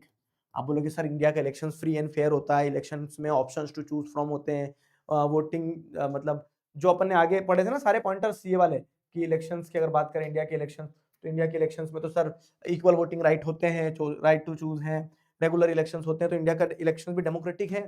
तो वो बात तो सही है, लेकिन उसके अलावा आपको इंडिया के लेवल पे कुछ कुछ चीजें देखने को मिलेगी जो ये प्रूव करती है कि elections in India are democratic. And what are those things, वो अपन एक एक करके पढ़ेंगे। जैसे पहला है इंडिपेंडेंट इलेक्शन कमीशन वाला। लेकिन उसके पहले आपको ये समझना होगा कि हमारे देश में आज भी आपको क्या देखने को मिलता है, ठीक है, हमारे देश में आज भी आपको देखने को मिलता है कि चुनाव के नाम पे, कहाँ गई उसकी पेन, ये रही, हमारे देश में आपको देखने को मिलता है कि चुनाव के नाम पे आज भी क्या होता है, false names are included in the voters list, ठीक है, जेन्युइन नेम्स को रिमूव कर दिया था। मतलब ना थेनोस थेनोस भाई चुनाव लड़ रहे मालेगांव, मतलब वोट देने जा रहे हैं मालेगांव में, ठीक है, वोटर्स लिस्ट में गलत नाम इंक्लूड कर लिए जाते हैं, जेन्युइन नाम जो हटा दिए जाते हैं। इंटीमेशन ऑफ वोटर्स होता है कि वोटर्स जा रहे हैं तो उनके पीछे डंडा लेके चल रहे हैं, कहीं ना कहीं वहीं तक जा रहे हैं। किसको वोट डालोगे? बीजेपी को डालोगे, कांग्रेस को डालोगे, आम आदमी पार्टी को डालोगे? बताओ।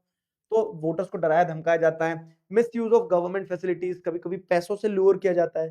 क्या है, बिहार इलेक्शन में पॉलिसी लाए कि 10,000 रुपए देंगे सारी बहनों को, ठीक है, माई बहन योजना जो भी है, तो उस योजना के नाम पे क्या है कि सबने पैसे में अपने वोट किधर डालना था किधर डाल दिए, कैसे कर दिए। तो केस क्या है ना कि बहुत सारे गलत तरीके हैं। आज भी आपको कहीं कहीं स्टोरीज जैसे देखने को मिलती है कि कहीं पे बाहुबल का इस्तेमाल किया गया, डंडे की नोक पे या बंदूक की नोक पे, डंडे के दम पे क्या किया गया, इलेक्शंस को इन्फ्लुएंस किया गया। तो ऐसे केसेस आज भी आपको देखने को मिलते हैं। उसके बावजूद भी आप क्या बोलते हो कि elections in India are democratic. ऐसा कैसे है इंडिया में इलेक्शंस डेमोक्रेटिक? देखो, अब क्या है ना, मैं कुछ भी, मेरा व्यक्तिगत मत जो है, मतलब जो मेरा पर्सनल ओपिनियन है, वो पर्सनल ओपिनियन तुम पे इंपोज नहीं करूंगा। आई एम ए टीचर और मेरी जिम्मेदारी ये बनती है कि जो चीज जैसी है मैं वैसी बताऊं आपको। ऐसी है तो ऐसी है, ऐसी है तो ऐसी है। It is up to you people कि आप अपना माइंड मेकअप करो। चीजें जो पढ़ाई जाएगी जरूरी नहीं कि सब वैसी ही हो, ठीक है। थिंग्स आर इन ग्रे, कि सही भी है गलत भी है, लेकिन हमें ये देखना है कि अगर क्वेश्चन ऐसा आता है कि what makes elections in India democratic, तो आप किन पैरामीटर्स पे लिखोगे कि इलेक्शंस इंडिया में डेमोक्रेटिक है या नहीं है। तो जैसे यहां तो लिखा है कि इंडिपेंडेंट इलेक्शन कमीशन है, अब वो है नहीं है उस पर डिबेट नहीं करेंगे हम, ठीक है, उस पर हम डिबेट नहीं करेंगे, तुम भी जानते हो मैं भी जानता हूं सब जानते हैं। लेकिन हम ये जरूर देखेंगे कि इलेक्शंस अगर इंडिया में डेमोक्रेटिक है तो क्यों है। तो यहाँ पे वही बताया, can a party win election and come to power not because it is popular support but through electoral malpractices. जैसे हम कह रहे हैं कि इलेक्शन के समय पे गलतियां होती, इलेक्शन के समय पे समस्याएं हैं, गलत तरीकों का इस्तेमाल किया जाता है, लेकिन लेकिन आपसे अगर पूछा जाए कि क्या गलत तरीके का इस्तेमाल करके एक पार्टी पावर में आ सकती है, तो हो सकता है कि एक आध जगह कहीं ना कहीं इलेक्शन जीत जाए हार जाए, लेकिन ओवरऑल सरकार पावर में आ जाए ये नहीं आ पाएगी, क्योंकि कुछ चेक्स लगाए गए हैं, कुछ ऐसे प्रोविजंस हैं जो ये इंश्योर करते हैं कि इलेक्शन जो है इंडिया में वो क्या हो, इंडिपेंडेंट तरीके से हो, इलेक्शन जो है इंडिया में डेमोक्रेटिक तरीके से हो। और ऐसी क्या चीजें हैं, तो पहला पॉइंट है independent election commission. Election commission ये इंश्योर करता है कि इलेक्शंस क्या हो, सही तरीके से हो, और सबसे महत्वपूर्ण रोल ही इलेक्शन कमीशन का होता है। तो इसलिए इलेक्शन कमीशन तो बहुत जरूरी है कि इलेक्शन कमीशन सही तरीके से काम करे, ठीक है। आ जाओ, समझ में आई मेरी बात। Are elections in India democratic, तो हम बोलेंगे yes. And what makes elections in India democratic, तो पहला पॉइंट जो है आपका, पहला point elections in India democratic करने वाला इंडिपेंडेंट इलेक्शन कमीशन है। आ जाओ तो अपन इंडिपेंडेंट इलेक्शन कमीशन के बारे में पढ़ते हैं। क्लियर है यहां तक, बताओ चैट में बताओ, थोड़ा तेज बोलो, वॉइस नहीं आ रही यार, कैसी बात करते हो यार।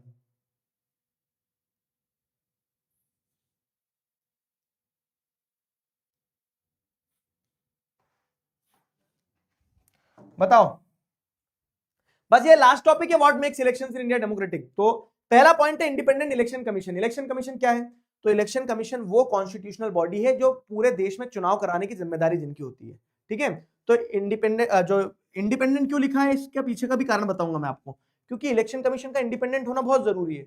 अगर इलेक्शन कमीशन किसी के दबाव में आके काम करने लगेगा ना, तो उस पार्टी को फेवर करेगा, और अगर उस पार्टी को फेवर करेगा तो फिर इलेक्शंस तो डेमोक्रेटिक रह ही नहीं जाएंगे, है ना। तो इलेक्शन कमीशन का काम होता है कि फ्री एंड फेयर तरीके से इलेक्शंस कंडक्ट करवाना, इंडिपेंडेंट तरीके से काम करवाना, जैसे जुडिशरी इंडिपेंडेंट तरीके से काम करती है, किसी के दबाव में आके काम नहीं करना है। तो इलेक्शन कमीशन के हेड जो होते हैं उन्हें कहा जाता है चीफ इलेक्शन कमीशन, ठीक है। चीफ इलेक्शन कमिश्नर जो होते हैं, तो ही और she is appointed by the president, president के द्वारा उन्हें अपॉइंटमेंट दी जाती है, तो वो किसी के दबाव में नहीं है, प्रेसिडेंट को ही रिपोर्ट करेंगे और प्रेसिडेंट ही उन्हें हटाएंगे। चीफ इलेक्शन कमिश्नर जो होते हैं, तो ही और she is not answerable to president और गवर्नमेंट। प्रेसिडेंट अपॉइंट भले ही करे, लेकिन he is not answerable to the government, वो अपना काम निरपेक्ष रूप से करे। चुनाव बिना किसी भेदभाव के होना चाहिए, होना तो चाहिए, ठीक है। तो यही जिम्मेदारी होती है चीफ इलेक्शन कमिश्नर की। Chief election commissioner can not be easily removed. तो व्हाई ही इज इंडिपेंडेंट, तो जैसे आप देख रहे हो कि he is not answerable to government, ठीक है, appointed by president and can not be removed easily. अगर रिमूव करना है तो पूरी पार्लियामेंट में एक मोशन लाना पड़ता है, ठीक है। पार्लियामेंट में इलेक्शन कमीशन को अगर हटाना है तो उसके लिए एक मोशन लाना पड़ेगा, इंपीचमेंट मोशन, तब इलेक्शन कमिश्नर हटता है, ठीक है। तो chief election commission can not be removed easily. तो ये पावर्स देना जरूरी है इलेक्शन कमिश्नर को, ताकि वो इंडिपेंडेंट तरीके से काम कर पाए। अब सवाल ये बनता है क्वेश्चन आपका एग्जाम में, what are the powers of election commissioner. तो election commission controls entire election process, कब होना है, कितनी तारीख को होना है, डेट अनाउंसमेंट, सब कुछ इलेक्शन कमीशन पूरा कंट्रोल करता है, ठीक है। इलेक्शन कमीशन जो है तो ही इलेक्टोरल प्रोसेस को कंट्रोल करते हैं from announcement to the result. Implements code of conduct, जो कोड ऑफ कंडक्ट डिस्कस किया ना कि रिलीजियस प्लेसेस का इस्तेमाल नहीं करना है, ये वो सारी चीजें, क्या करना है क्या नहीं करना है, तो डूज एंड डोंट जो इलेक्शन के रूल सेट करना, वो इलेक्शन कमिश्नर का काम होता है, ठीक है। पनिशेस दी वॉलेटर्स, अगर मान लो किसी ने क्या करा कि गलत तरीके का इस्तेमाल किया चुनाव जीतने के लिए, तो उनको पनिश कर सकते हैं election commissioner. Election commissioner elections को नल एंड वॉइड डिक्लेयर कर सकते कि इलेक्शंस गलत हुए, इनको क्या कर दिया, नल एंड वॉइड डिक्लेयर कर दिया। इलेक्शन कमिश्नर जो है तो election commissioner issues guideline to the government, government को गाइडलाइन इशू करना है कि क्या काम करना है क्या नहीं करना है। इलेक्शन कमीशन इंश्योर्स कि मिसयूज ऑफ पावर ना हो, सरकार जो अपनी पावर का गलत इस्तेमाल ना करे। Election commission can transfer government officials को ट्रांसफर करने का काम भी कौन करता है? इलेक्शन कमीशन ही करता है कि अगर किसी गवर्नमेंट ऑफिसर ने सही तरीके से काम नहीं किया तो उसको एक जगह दूसरी जगह ट्रांसफर कर देना कि तुम काम नहीं कर रहे हो। इलेक्शन कमीशन ये भी इंश्योर करता है कि जब गवर्नमेंट ऑफिसर्स काम कर रहे हैं तो वो उसके अंडर में है, उसको किसी और से डरने की जरूरत नहीं है। एक मूवी देखना न्यूटन जो है ना, न्यूटन, राजकुमार राव की, उस मूवी में बताया गया कि कैसे इलेक्शन कमीशन का एक बहुत महत्वपूर्ण रोल होता है। ठीक है, इलेक्शन कमीशन चाहे तो इलेक्शंस को क्या कर सकता है, कैंसिल डिक्लेयर कर सकता है, अगर उनको गड़बड़ लग रहा है तो फिर से री इलेक्शन करवा सकते हैं। तो इलेक्शन कमीशन के पास बहुत पावर है। शर्त यह है कि पैसों की पावर के आगे दबना नहीं चाहिए इलेक्शन कमीशन को बस। ठीक है, इलेक्शन कमीशन है जो डेमोक्रेसी को डेमोक्रेसी बनाए रखता है। अगर इलेक्शन कमीशन नहीं होगा तो लोगों के विश्वास उठ जाएंगे इलेक्शन से, अगर इलेक्शन कमीशन सही नहीं होगा तो। समझ में आया? इंडिपेंडेंट, क्योंकि हमारे कॉन्स्टिट्यूशन ने तो ये इंश्योर करा है। और क्या क्या चीज है जो बताती कि इंडिया में इलेक्शंस डेमोक्रेटिक है? ये तो एक चीज हो गई। बाय इलेक्शन मैनिफेस्टो मतलब क्या है कि जो मान लो 2 साल के लिए अगर चुनाव हो रहा है, उस वैकेंसी, वो जो सीट थी उस पे जो मिनिस्टर वगैरह थे उनकी डेथ होगी ना, तो बाय इलेक्शन मैनिफेस्टो मतलब कि वो 2 साल में क्या काम करेगा जो आदमी चुन के आ रहा है, उसके लिए बाय इलेक्शन मैनिफेस्टो होते हैं।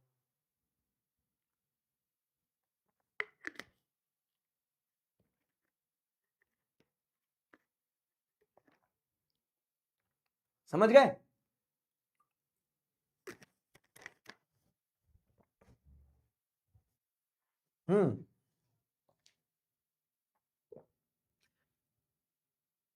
इम्पीचमेंट का प्रोसेस क्या होता है ना, इम्पीचमेंट के प्रोसेस के लिए पार्लियामेंट में इम्पीचमेंट मोशन लाना होता है। इम्पीचमेंट बहुत इंपॉर्टेंट पोजीशन से लोगों को हटाने के लिए होता है, जैसे जुडिशियरी में से जजेस को और इलेक्शन कमिश्नर को, इन लोगों को अगर हटाना है ना तो इम्पीचमेंट मोशन लाया जाता है, जिसमें पार्लियामेंट में आपको क्या करना पड़ता है, पार्लियामेंट में आपको एक मोशन पास करना होता है कि इन्हें रिमूव करना है, तो 2/3 मेजोरिटी से लोग अप्रूव करेंगे तब इम्पीचमेंट होता है। ऐसा अब देखो क्या है, दूसरी चीज जो ये बताती है कि इंडिया में इलेक्शन डेमोक्रेटिक है वो क्या है, पॉपुलर पार्टिसिपेशन। पॉपुलर पार्टिसिपेशन से हमें पता चलता है कि इलेक्शंस डेमोक्रेटिक है। एक मूवी अगर हाउसफुल जा रही है, बहुत लोग देखने जा रहे हैं, तो क्यों जा रहे होंगे? क्योंकि मूवी अच्छी है। तो अगर इलेक्शंस में लोग पार्टिसिपेट कर रहे हैं, जो कि डेटा हमें बताता है, अभी मैं बता रहा हूं आपको, तो इससे क्या समझ में आता है? इससे ये समझ में आता है कि इलेक्शंस अच्छे हैं, इलेक्शंस डेमोक्रेटिक है, तभी तो लोग विश्वास जता रहे हैं ना इलेक्शंस में। तो पहली चीज है वोटर्स टर्नआउट। वोटर्स टर्नआउट मतलब क्या है, the percentage of eligible voters who actually cast their vote. Europe और नॉर्थ अमेरिका में वोटर्स टर्नआउट कम है, लेकिन इंडिया में वोटर्स टर्नआउट ज्यादा है। तो ये दर्शाता है कि इंडिया के लोगों का विश्वास है इलेक्शन में, ठीक है, कि इलेक्शन सही हो रहे हैं, तभी तो लोग वोट देने ज्यादा जा रहे हैं। वोटर्स टर्नआउट मतलब सिंपल चीज है, देखो क्या है वोटर्स टर्नआउट की अगर बात करें तो इंडिया में 1991 में 56% लोग, टोटल जितने भी वोटर है ना उसमें से कितने लोग वोट दे रहे हैं, वो वोटर टर्नआउट होता है। कि अगर मान लो टोटल वोटर 100 है और 100 में से 56 वोटर्स वोट देने जा रहे हैं, मतलब वोटर्स टर्नआउट क्या है, 56% है। और इंडिया में वोटर्स टर्नआउट जो बड़ा है over the period of time, 66% लोग वोट देते हैं out of the total voters. ठीक है, टोटल वोटर्स में से 66% लोग वोट दे रहे हैं, मतलब कि लोगों का विश्वास है इलेक्शन में।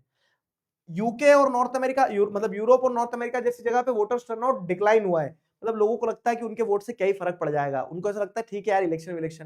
लेकिन इंडिया में अगर लोग वोट दे रहे हैं, वोटर्स टर्नआउट ज्यादा हो रहा है, इसका मतलब क्या कि पीपल बिलीव इन डेमोक्रेसी, है ना, पीपल बिलीव कि इलेक्शन डेमोक्रेटिक हैं, तभी वो वोट देने जा रहे हैं। समझे? तो ये वोटर्स टर्नआउट हो गया एक चीज।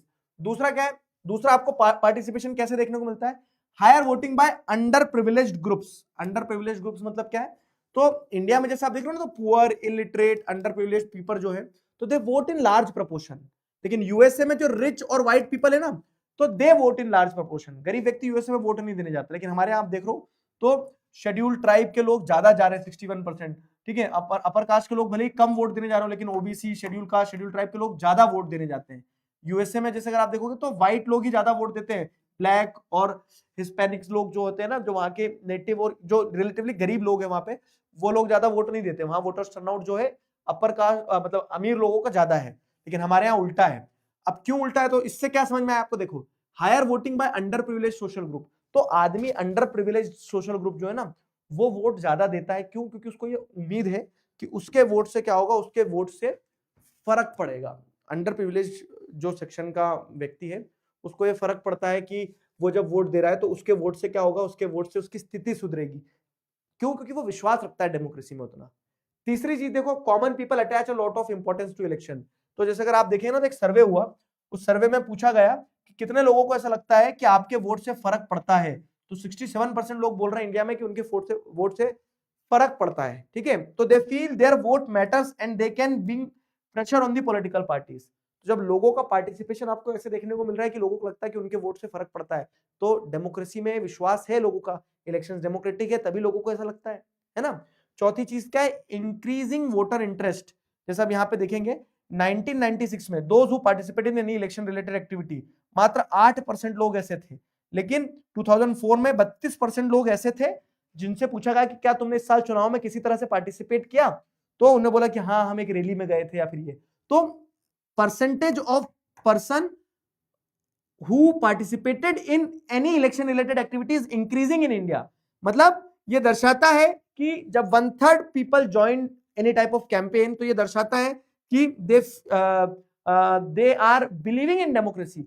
आधे से ज्यादा लोग किसी ना किसी पार्टी से अपने आप को एसोसिएटेड मानते हैं। 1 in the 7 voter is a party member, हर 7 में से एक व्यक्ति किसी पार्टी का मेंबर है। तो ये दर्शाता है कि लोगों का इंटरेस्ट जो है वो इलेक्शंस में बढ़ रहा है। ठीक है, लोगों को विश्वास है डेमोक्रेसी में कि डेमोक्रेसी सही है, ये चीज रहती है। तो ये पॉपुलर पार्टिसिपेशन दूसरा पॉइंट हो गया जो दर्शाता है कि हाँ इलेक्शंस इन इंडिया डेमोक्रेटिक, क्योंकि लोग पार्टिसिपेट कर रहे हैं। समझ में आया पॉपुलर पार्टिसिपेशन। कभी कभी अपने आप में एक क्वेश्चन बन जाएगा कि how popular participation proves that elections in India democratic. तो आप ये बताओगे कि वोटर टर्नआउट बढ़ा है, higher voting by under privilege section, ठीक है, common people attach a lot of importance, increasing interest among voters, तो all these factors prove that elections in India democratic. समझे? अगर बिलीव नहीं रहता तो वोट नहीं देते क्या? हाँ, मतलब फिर लोग बोलते ना कि क्या ही फर्क पड़ता है, वैसे भी तो वोट चोरी हो रही है, क्यों जा रहे हैं चुनाव देने, ऐसा। ठीक है, अगर इलेक्शन कमीशन की डेथ हो गई तो अबे यार ये एक बच्चा कौन है जो सबको मारने पे तुला हुआ है, तो भैया दूसरा अपॉइंट होगा ना, वो तो एक अपॉइंटेड पोजीशन है। अंडर प्रिविलेज मतलब क्या कि वो लोग जो गरीब हैं, जिनके पास रिसोर्सेज नहीं है वो। और प्रेसिडेंट भी ऐसे किसी को भी इलेक्शन कमिश्नर नहीं बना सकते हैं। प्रेसिडेंट जो है ना, तो प्रेसिडेंट के साथ साथ में एक पूरी एक मतलब एक वो होता है, एक ग्रुप बनता है, ग्रुप बन के फिर डिसाइड होता है कि कौन वो बनेगा इलेक्शन कमीशन। ठीक है, अब ये 2 पॉइंट होगा जो प्रूव करते हैं कि elections in India are democratic. तीसरा पॉइंट जो ये प्रूव करता है जो elections in India are democratic, वो है एक्सेप्टेंस ऑफ इलेक्शन। देखो चुनाव होते हैं, चुनाव होने से पहले भीषण लड़ाइयां होती है। कैसी लड़ाइयां होती है? एक दूसरे के कुर्ते फाड़ रहे हैं, एक दूसरे के ऊपर आरोप लगा रहे हैं कि ये पार्टी ऐसा करती है, ये नेता ऐसा है, वो नेता ऐसा है, इस पार्टी ने ये कर दिया, उस पार्टी ने वो कर दिया, ये सब कुछ ऐसा इलेक्शन कैंपेन चलता है। ठीक है, लेकिन जब चुनाव का रिजल्ट आ जाता है तो सारे लोग उस इलेक्शन के आउटकम को एक्सेप्ट करते हैं, और ये दर्शाता है कि इलेक्शंस डेमोक्रेटिक थे। अगर लोग एक्सेप्ट नहीं कर रहे होते, जैसे एक एग्जांपल के तौर पे आपने गेम खेला और गेम खेलने के बाद में क्या हो गया कि आप हार गए, तो आप ये एक्सेप्ट करोगे कि आपने खेला था लेकिन आप हार गए। लेकिन अगर वो गेम गलत तरीके से खेला गया और आपको चीटिंग करके हराया गया, तो आप एक्सेप्ट करोगे कि आप हारे हो? नहीं, आप चिल्लाओगे चीटिंग हुई है, चीटिंग हुई है। तो अगर पार्टी चिल्ला रही है इसका मतलब कि इलेक्शन डेमोक्रेटिक नहीं है।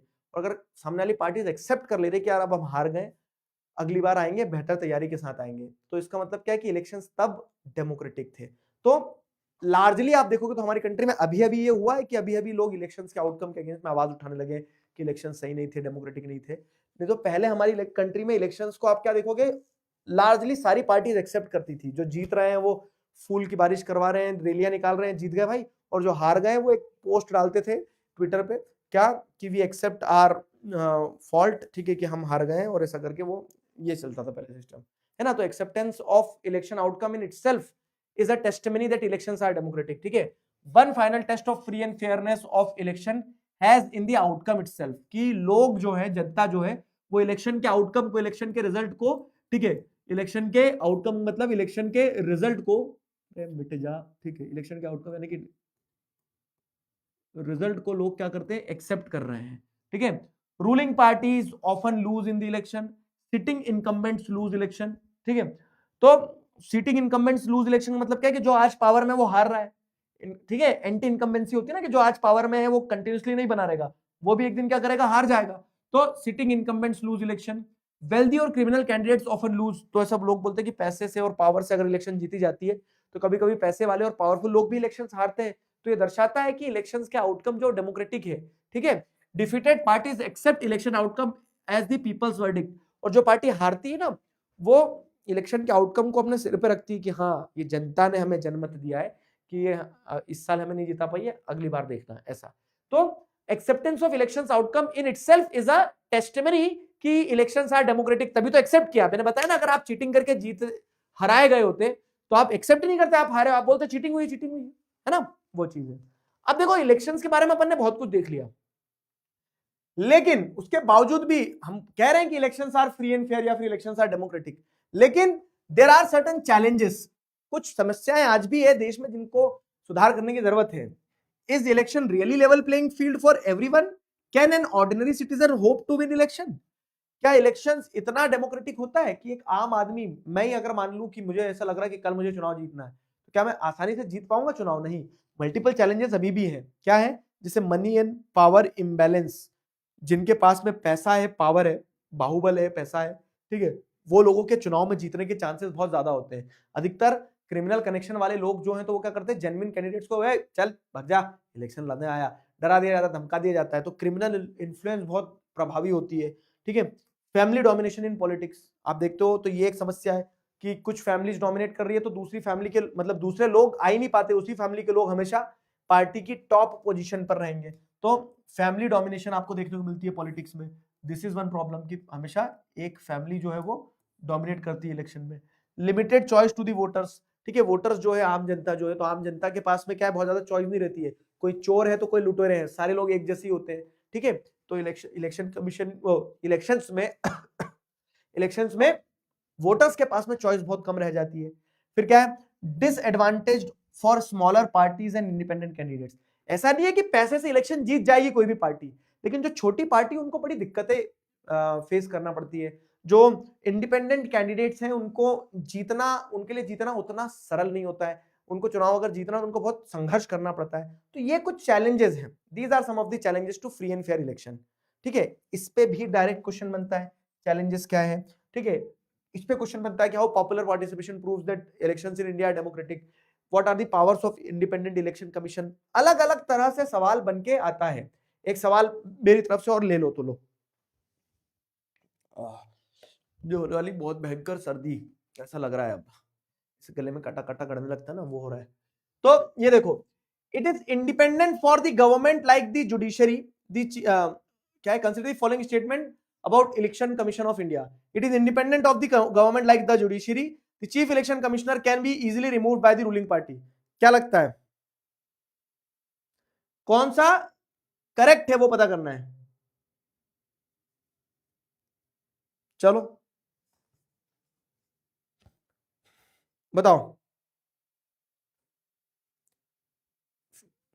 जहां पर इलेक्शंस होता है वो डेमोक्रेटिक कंट्री है, क्वेश्चन पूछ लो। जहां पे इलेक्शंस होते हैं वो डेमोक्रेटिक कंट्री, हाँ, फ्री एंड फेयर इलेक्शंस होना चाहिए। अगर अपार्थाइड के टाइम पर किसी व्हाइट के बच्चे ब्लैक होते तो क्या क्या बुलवाना चाह रहे हो तुम मुझसे?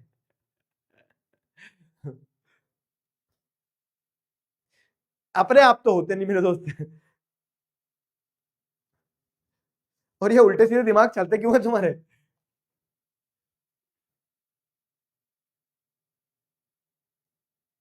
एक बार रिकैप करवाऊंगा। 63% बच्चों ने सही आंसर दिया ए। देखो, chief election commissioner can be easily remove, नहीं ऐसा थोड़ी ना रिमूव कर सकते हो। तो इलेक्शन कमिश्नर को इंडिपेंडेंट अपन ने बनाए ऐसे कि उनका रिमूवल प्रोसेस जो है ना, बहुत कठिन कराया आपने। इवान पाठक बेटा ब्लॉक कर दूंगा स्पैम करोगे तो, अब भी तुरंत ब्लॉक कर दूंगा। रुको जरा, रुक जा, रुक जा, रुक, अब तू देख बेटा, अब तू गया। इलेक्शन कमीशन हर डेमोक्रेसी में होता है कि हाँ, मतलब इलेक्शन कंडक्ट करवाने के लिए एक बॉडी, एक ग्रुप तो रखना पड़ता है ना, जो पूरे कंट्री में इलेक्शन करवाए, उसे इलेक्शन कमिश्नर कहते हैं, ठीक है।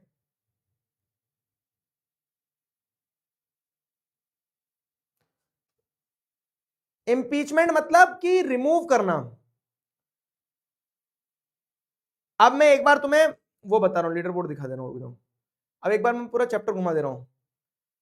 ध्रुविश कुमार, ज्विंगजांग भैरव, हिटलर इज हरियाणवी, साईनाथ असद, कपिश, आयुष, पलक, अनंत और वैभव यादव, ये सारे बच्चे लीडर बोर्ड पर के लिए तालियां बजा दी जाए।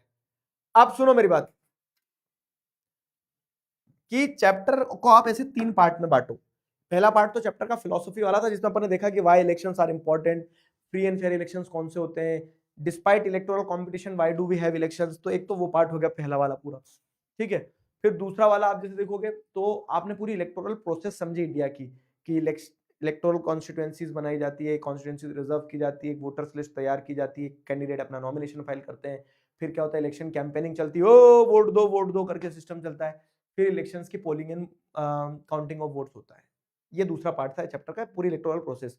चैप्टर का तीसरा पार्ट ये सिंपल है कि what makes elections in India democratic. तो इंडिया में इलेक्शंस डेमोक्रेटिक अगर है तो क्यों है? क्योंकि हमारा इंडिपेंडेंट इलेक्शन कमीशन है, ठीक है। फिर दूसरा आपने देखा कि पीपल्स पार्टिसिपेशन ये दर्शाता है, लोग उसी पिक्चर को देखने जाएंगे ना जो पिक्चर हिट होगी। तो पीपल्स पार्टिसिपेशन मतलब वही चीज बताता है कि अगर कोई लोग पार्टिसिपेट कर रहे हैं, वोटर टर्नआउट बढ़ रहा है, अंडर प्रिविलेज सेक्शन का इंटरेस्ट ज्यादा दिख रहा है आपको, तो इसीलिए दिख रहा होगा ना क्योंकि people want to vote more, people believe that elections are democratic, है ना। लोगों को लगता है कि इलेक्शन डेमोक्रेटिक है, तभी लोग पार्टिसिपेट कर रहे हैं। और तीसरी चीज आपको जो समझ में आती है, वो तीसरी चीज क्या है? वो तीसरी चीज आपको देखने को मिलती है कि इलेक्शंस इंडिया में डेमोक्रेटिक ऐसे हैं कि लोग जो जनता जो वो एक्सेप्ट करती है आउटकम ऑफ द डेमोक्रेसी के आउटकम को लोग एक्सेप्ट करते हैं कि जो भी है सही है, बढ़िया है, ठीक है। People accept the outcome of democracy, outcome of election, कि इलेक्शंस का अगर परिणाम यह आया कि हम जीते, बल्ले बल्ले बल्ले हम जीते, हम हारे तो बड़ी दुखद बात है, हम हारे क्योंकि हमारी कमी रह गई होगी, अगली बार बेहतर तैयारी करके आएंगे। तो ये था पूरा चैप्टर, सिंपल है ना, समझ गए? बस करो हाथ जोड़ने वाला इमोजी, ठीक है बेटा, ये समझ लो। देखो, elections, parliament, constituencies, legislative assembly, reserve constituency, member of parliament, MLA, nomination, security deposit क्या होता है, election campaign, code of conduct, rigging, election commission, voters turnout, सारी चीजें। ये कुछ होमवर्क क्वेश्चंस है, और ये वाले होमवर्क क्वेश्चन आपको जो आंसर लिखना है। Challenges to free and fair election क्या है? सबसे लास्ट टॉपिक अपन ने पढ़ा, कुछ फैमिलीज डोमिनेट करती है, स्मॉल पार्टीज को दिक्कतें होती है, सारा सब कुछ। Can we check the quality of election process? तो आप इलेक्शन प्रोसेस की क्वालिटी कैसे देखते हो? तो आपको पता चलता है वोटर्स टर्नआउट, मतलब पॉपुलर पार्टिसिपेशन से आपको पता चलेगा कि इलेक्शंस कितने अच्छे हैं, ठीक है। पार्टिसिपेट कर रहे हैं लोग, इसका मतलब अच्छे हैं तभी कर रहे हैं, समझे? वो रहता है। पॉपुलर पार्टिसिपेशन से पता चलेगा, आपको पता चलेगा कंडक्ट इंडिपेंडेंट इलेक्शन कमीशन है कि नहीं, मतलब वही है कि what makes elections in India democratic, ठीक है, वो वाले पॉइंटर्स। फिर आप बोलोगे कि आउटकम लोग एक्सेप्ट करते हैं वो। How are elections held in India? तो इलेक्शंस कैसे होते हैं इंडिया में। What is election commission of India, ठीक है, what is the election commission of India. तो इलेक्शन कमीशन वो बॉडी है, और इलेक्शंस कैसे होते हैं तो आप इलेक्शन की पूरी प्रोसेस लिखोगे, ठीक है, कि इलेक्शन की प्रोसेस जो है वो पूरी प्रोसेस, और यहाँ पे आप इलेक्शन कमीशन का रोल बताओगे। What is the election campaign and why it is important. Election campaign मतलब क्या है कि जब चुनाव से पहले पार्टीज अपना मैनिफेस्टो, अपना प्रचार प्रसार करती है, उसको इलेक्शन कैंपेन कहा जाता है। और इलेक्शन कैंपेन क्यों इंपॉर्टेंट है? क्योंकि उससे वोटर्स को आइडिया मिलता है कि किसको वोट दे और क्यों वोट दे। Merits and demerit of electoral competition, ये तो मैंने डायरेक्ट लिखा है। What is election and why do we need election. तो इलेक्शन मतलब क्या है कि people exercising their voting right and choosing their representative. And why do we need it, तो इलेक्शन हमें क्यों चाहिए रहते, ताकि हम ये डिसाइड कर पाए कि कौन लॉज बनाएगा, कौन सरकार बनाएगा, किसकी पॉलिसी सरकार को इन्फ्लुएंस करेगी, किस पार्टी की, वो सब कुछ। चारों पांचों छह क्वेश्चन, छह के छह क्वेश्चन लिखने की कोशिश करना। नहीं बनेगा तो कल मैं तुम्हें आंसर दूंगा ही, जैसे बीते हुए कल में जो चैप्टर हुआ फूड सिक्योरिटी इन इंडिया, उसके आंसर तुम्हें आज मिल जाएंगे, है ना। तो सॉल्व क्या करो, आंसर लिखा करो बेटा, आंसर लिखना बहुत इंपॉर्टेंट है। जब तक हम आंसर लिखेंगे नहीं ना, हमें हैबिट नहीं डेवलप होगी। तो हैबिट तभी डेवलप होगी जब अपन आंसर लिखेंगे बार बार, ठीक है। तो आंसर लिखना इज वेरी इंपॉर्टेंट, फाइन। चलो, इसी नोट पे आज के कार्यक्रम को अपन करते हैं समाप्त। कल मिलेंगे, तब तक अपना ध्यान रखना, मुस्कुराते रहना। अभी के लिए साइन ऑफ करता हूं, signing off with this, together we can we will, bye bye, good night, ठीक है, गुलू गुलू।